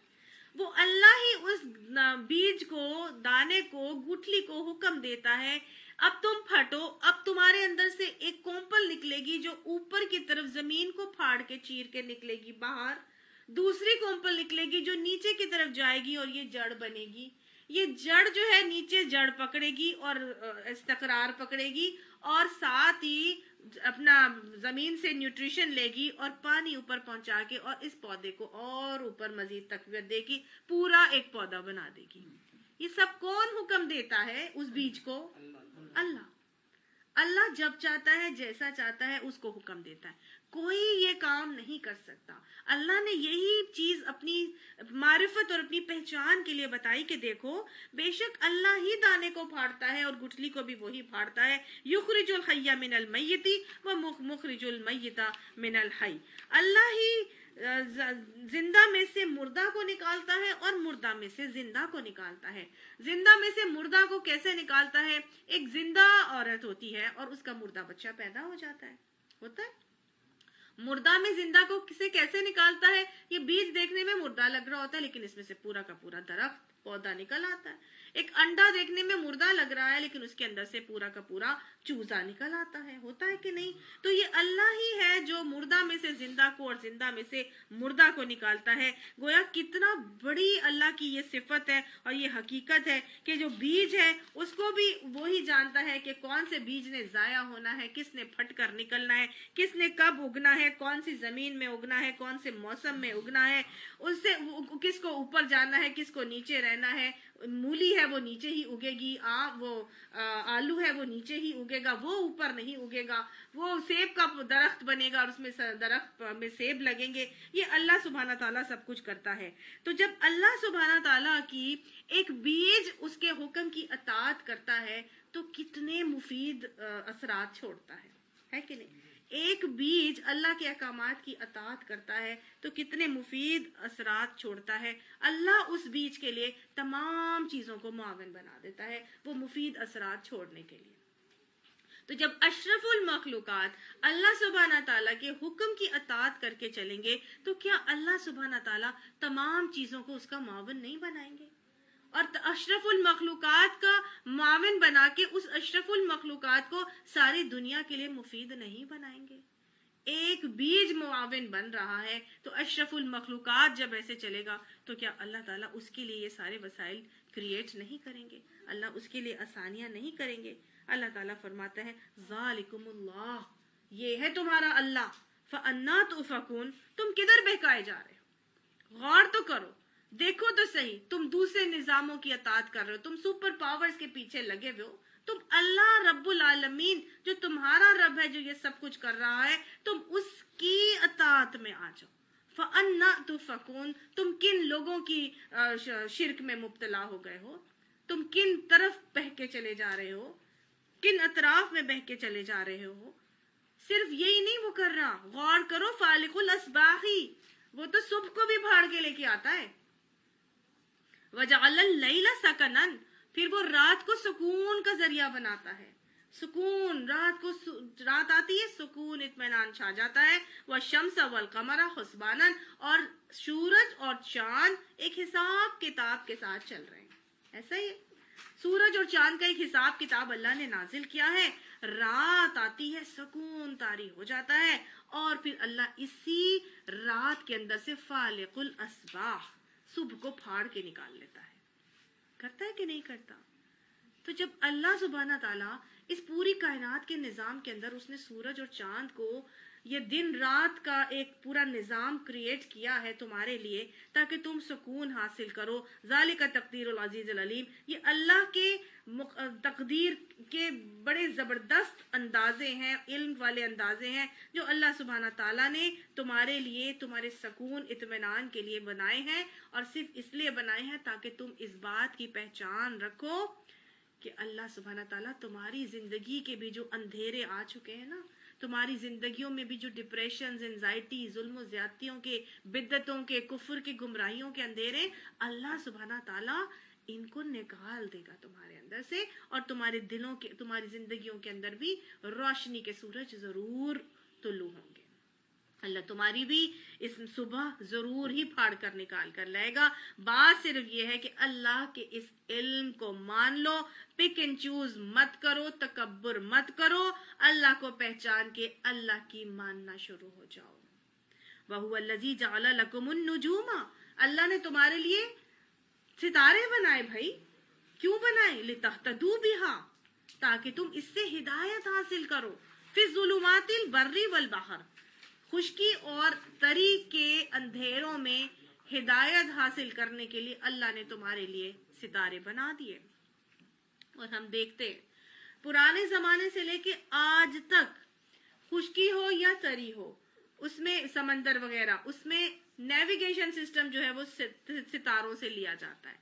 آج بہت سارے آلات ایجاد ہو گئے ہیں جس کے ذریعے سے وہ نارتھ اینڈ ساؤتھ پولز اور ڈائریکشنز وغیرہ معلوم ہوتی ہیں، لیکن اگر وہ مشینری خراب ہو جائے، لیکن اگر وہ معاملہ وہ نہ ہو آپ کے پاس، تو پھر بھی لوگ کیسے ستاروں سے ہدایت پاتے ہیں، راستے تلاش کرتے ہیں، یہ نارتھ سٹار ہے، یہ فلاں تارہ ہے، یہ اس جگہ پر ہوتا ہے، یہ فلاں راستے کی تعین کرنے کے لیے ہدایت پاتے ہیں، چاہے وہ سمندر میں ہو، چاہے وہ خشکی میں ہو۔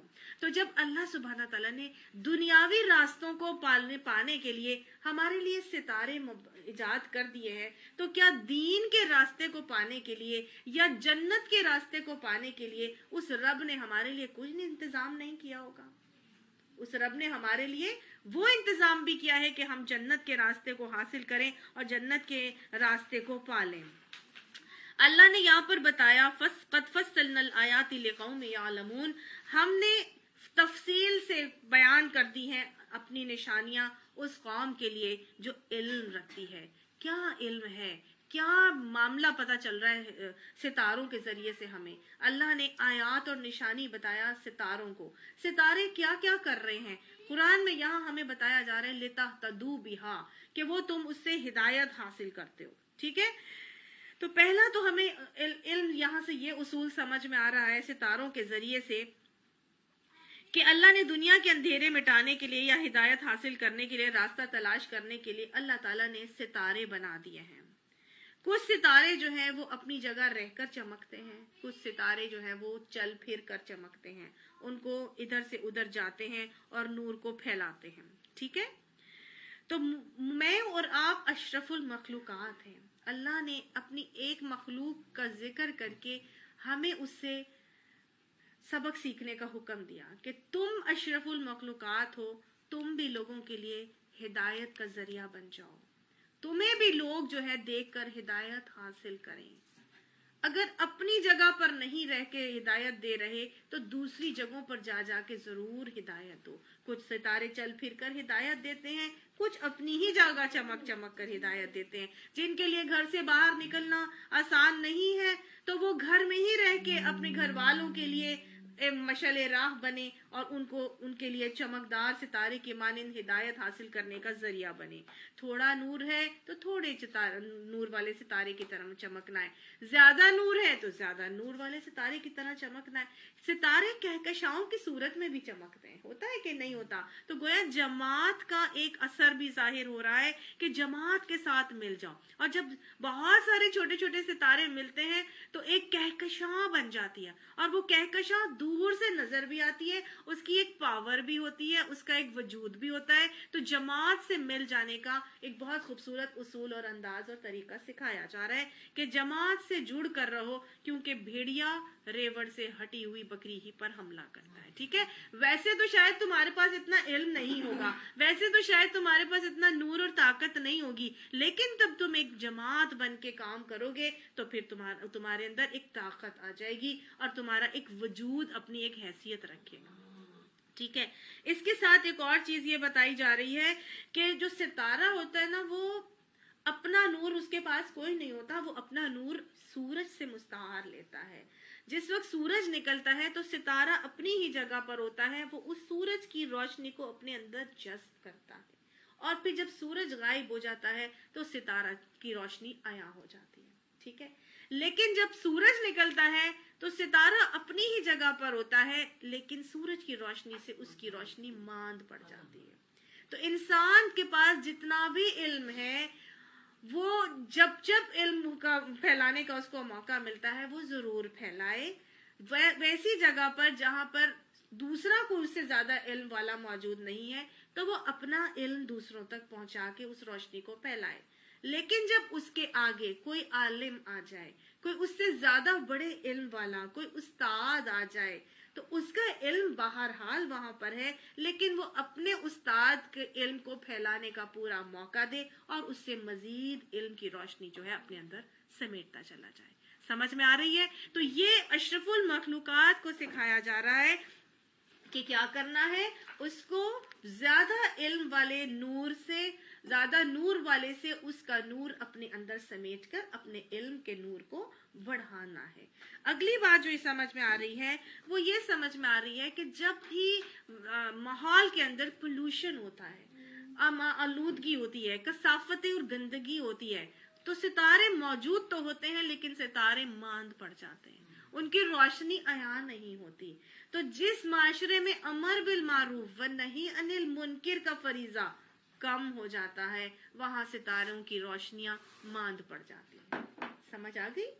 وہاں پہ جب ستاروں کی روشنیاں ماند پڑیں گی تو امر بالمعروف و نہی عن المنکر کا فریضہ کم ہو کے معاشرے کے اندر آلودگیاں, کثافتیں اور گندگیاں اور پولوشن جو ہے وہ بڑھتی چلی جائے گی, اور وہ جو انسان اس نور کو پھیلانے کا معاملہ نہیں کر رہے تھے, اب ان کو پھر کیا کرنا ہے, مزید نور کو سمیٹنا ہے اپنے اندر اور لگ جانا ہے امر بالمعروف و نہی عن المنکر کا فریضہ انجام دینے کے لیے. تو گویا اللہ تعالیٰ نے کہا کہ قد فصلنا الآیات لقوم یعلمون, یقیناً پھیر پھیر کر ہم بیان کرتے ہیں تمہارے لیے نشانیاں اس قوم کے لیے جو علم رکھتی ہے. اللہ یہ علم ہمیں عطا فرما دے. وَهُوَ الَّذِي أَنشَأَكُم مِّن نَّفْسٍ وَاحِدَةٍ, اور وہ ذات جس نے بنایا ہے تم کو ایک ذات سے, فَمُسْتَقَرٌّ وَمُسْتَوْدَىٰ, اور تمہارا ایک مستقر بھی بنایا ہے یعنی جائے قرار بھی بنائی ہے, اور مستودع بھی بنایا ہے یعنی تمہارے سونپے جانے کی جگہ بھی بنائی ہے. مستقر کہتے ہیں جائے قرار. انسان دنیا میں آنے سے پہلے کون سا مستقر ہوتا ہے؟ اس کا ماں کا پیٹ, اس کا حمل جو ہوتا ہے وہ اس کے لیے مستقر ہوتا ہے. اس کے بعد جب وہ دنیا میں آتا ہے تو وہ ایک جگہ پہ رہتا ہے, وہ اس کے لیے جائے قرار ہوتی ہے. کوئی پاکستان میں رہتا ہے, کوئی امریکہ میں رہتا ہے, کوئی آسٹریلیا میں رہتا ہے, وہ اس کا مستقر ہے. اور جب وہ دنیا میں سے چلا جاتا ہے تو پھر کیا ہے, وہ اس کا مستودع ہے جو اس کے قبر میں سونپے جانے کی جگہ ہے. ٹھیک ہے, تو ایک جگہ سے دوسری جگہ جو ہے وہ مستقر اور مستودع کے حوالے سے ہے. اللہ نے فرمایا تمہیں ایک جان سے پیدا کیا تھا اور پھر تمہارا ایک جائے قرار بنا دی اور تمہاری ایک سونپے جانے کی، ہر ایک کے سونپے جانے کی جگہ مقرر ہے۔ قد فصلنا الآیات لقوم یفقہون، یقیناً پھیر کر بیان کر دی ہیں ہم نے، یعنی واضح بیان کر دی ہیں ہم نے آیات، نشانیاں اس قوم کے لیے جو سمجھ بوجھ رکھتی ہے۔ وَهُوَ الَّذِي أَنزَلَ مِنَ السَّمَاءِ مَاءً، اور وہ ذات ہے کہ جس نے نازل کیا آسمان سے پانی۔ جب اللہ آسمان سے پانی نازل کرتا ہے تو اس پانی یعنی جو بارش کا پانی ہوتا ہے اس کا کیا عمل ہوتا ہے؟ اللہ فرماتا ہے فَأَخْرَجْنَا بِهِ نَبَاتَ كُلِّ شَيْءٍ، اللہ اس میں سے نکالتا ہے، یعنی اس میں سے نکالی ہم نے نباتات ہر قسم کی۔ اللہ پانی ایک ہی برساتا ہے اور نباتات مختلف قسم کی اگاتا ہے۔ یہ ایک ہی پانی ہے نا جو ہائیڈروجن اور آکسیجن کا مرکب ہے H2O، یہ ایک پانی ہے جو کیا کیا کر رہا ہے؟ پیاس بھی بجھاتا ہے، ہماری جو ہے وہ ٹھنڈ بھی پہنچاتا ہے، ہمارے نہانے دھونے کے کام آتا ہے، ہماری صفائی ستھرائی کے کام آتا ہے، پودوں کو دینے کے بھی کام آتا ہے، اور اس کے علاوہ موسم کو ٹھنڈا بھی کرتا ہے بارش کی صورت میں جب برستا ہے۔ یہی پانی جو ہے یہ ہم اس سے اپنے بخاروں کو کم بھی کرتے ہیں اور مختلف معاملات، یہی پانی جو ہے یہ بخارات کی شکل میں اوپر جاتا ہے اور پھر وہ بارش بن کے برستا ہے۔ مطلب پانی ایک ہے، اللہ تعالیٰ نے ایک تخلیق بنائی اور اس ایک تخلیق سے اللہ تعالیٰ کیا کیا کر رہا ہے؟ ہر قسم کے نباتات اگا رہا ہے۔ وہی پانی بارش بن کے برستا ہے یا دریاؤں کی صورت میں نہروں کے ساتھ ادھر سے ادھر پہنچتا ہے، اور کہیں پر اللہ سبحانہ تعالیٰ کیا کرتا ہے فَأَخْرَجْنَا مِنْهُ خِضْرًا، ہم اس میں سے سبزے اور کھیتیاں اگاتے ہیں، نُخْرِجُ مِنْهُ حَبًّا، اس میں سے ہم دانے نکالتے ہیں، متراکباً تہ بتہ چڑھے ہوئے، اور تہ بتہ چڑھے ہوئے دانے اور سب کھیتیاں ہریالی کی صورت میں ہمیں نظر آتی ہیں۔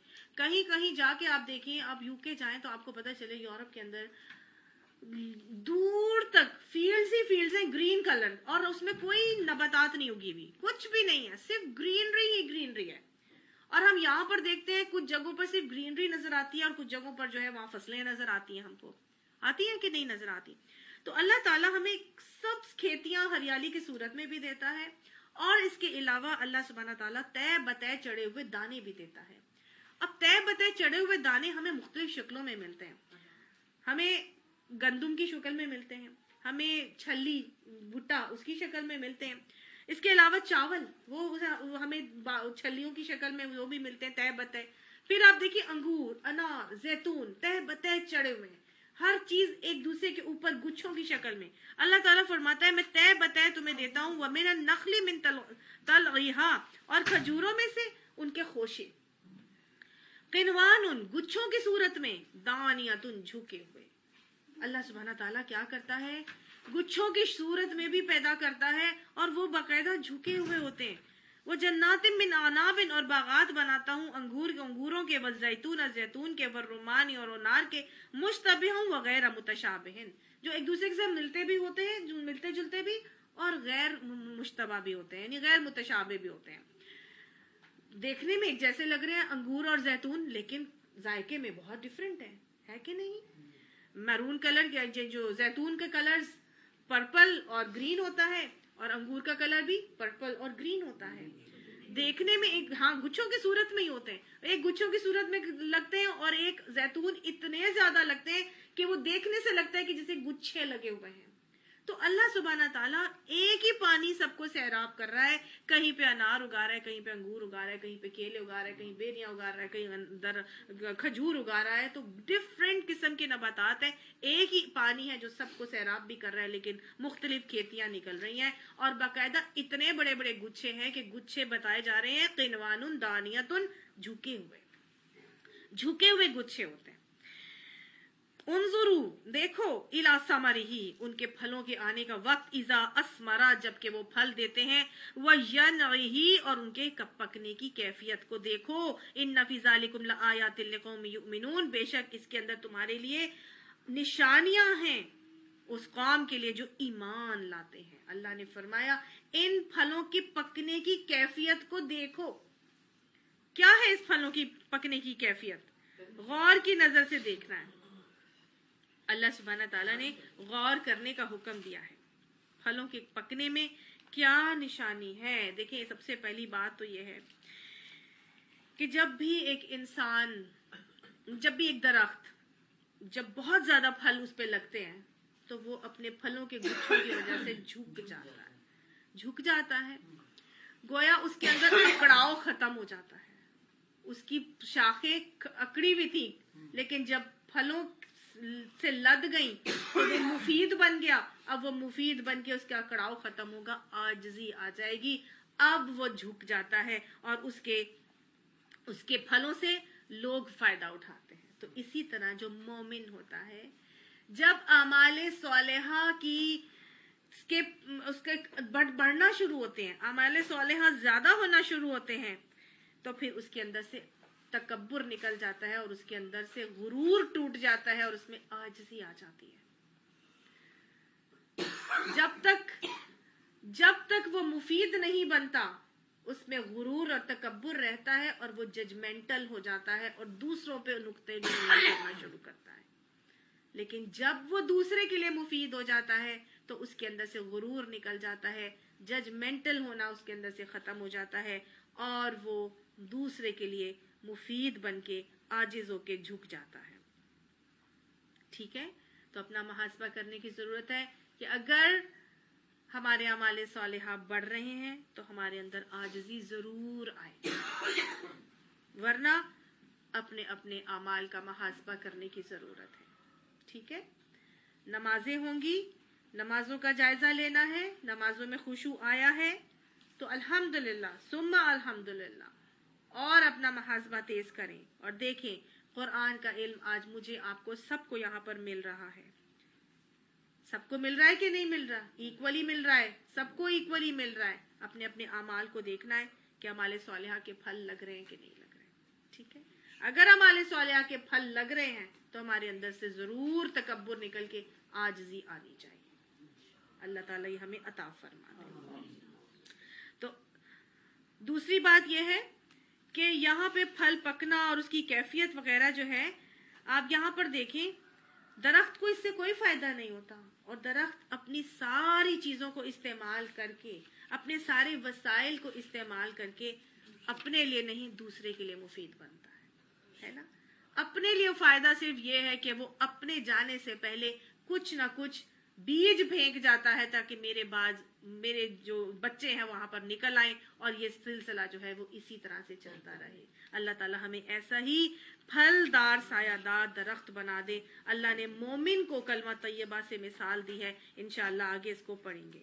یہ ساری نشانیاں استعمال وہی لوگ کرتے ہیں جو اللہ پر ایمان لاتے ہیں، اللہ سے نہیں بہکتے، علم رکھتے ہیں، علم پر غور و فکر کرتے ہیں اور اس کے بعد ایمان لے آتے ہیں. اللہ نے کہا وَجَعَلُوا لِلَّهِ شُرَكَاءَ الْجِنَّ وَخَلَقَهُمْ خَرَقُوا لَهُ بَنِينَ، کہ اس پر بھی جن لوگوں نے جنوں کو اللہ کا شریک ٹھہرا دیا حالانکہ وہ ان جنوں کا بھی خالق ہے، اور بے جانے بوجھے اس کے لیے بیٹے اور بیٹیاں تسلیم کر دی حالانکہ وہ پاک اور بالا تر ہے ان باتوں سے جو یہ لوگ کہتے ہیں. سبحانہ و تعالی عما یصفون، اللہ ان تمام باتوں سے بالا تر ہے. یہ جو بھی باتیں کرتے ہیں یہ باتیں حد الامکان غلط ہیں. اللہ تعالیٰ یہ باتیں ہمیں سمجھا دے اور ہمارے اعمال کی اصلاح فرما دے. اللہ سبحانہ تعالیٰ ہمیں مومن کلمہ طیبہ کی طرح کا بہترین پھلدار سایہ دار درخت بنا دے اور ہمیں ہماری ذات سے دوسروں کو مستفادہ کرنے کی توفیق عطا فرما دے. اللہ ہمیں بہترین مومن بنا دے. آمین ثم آمین.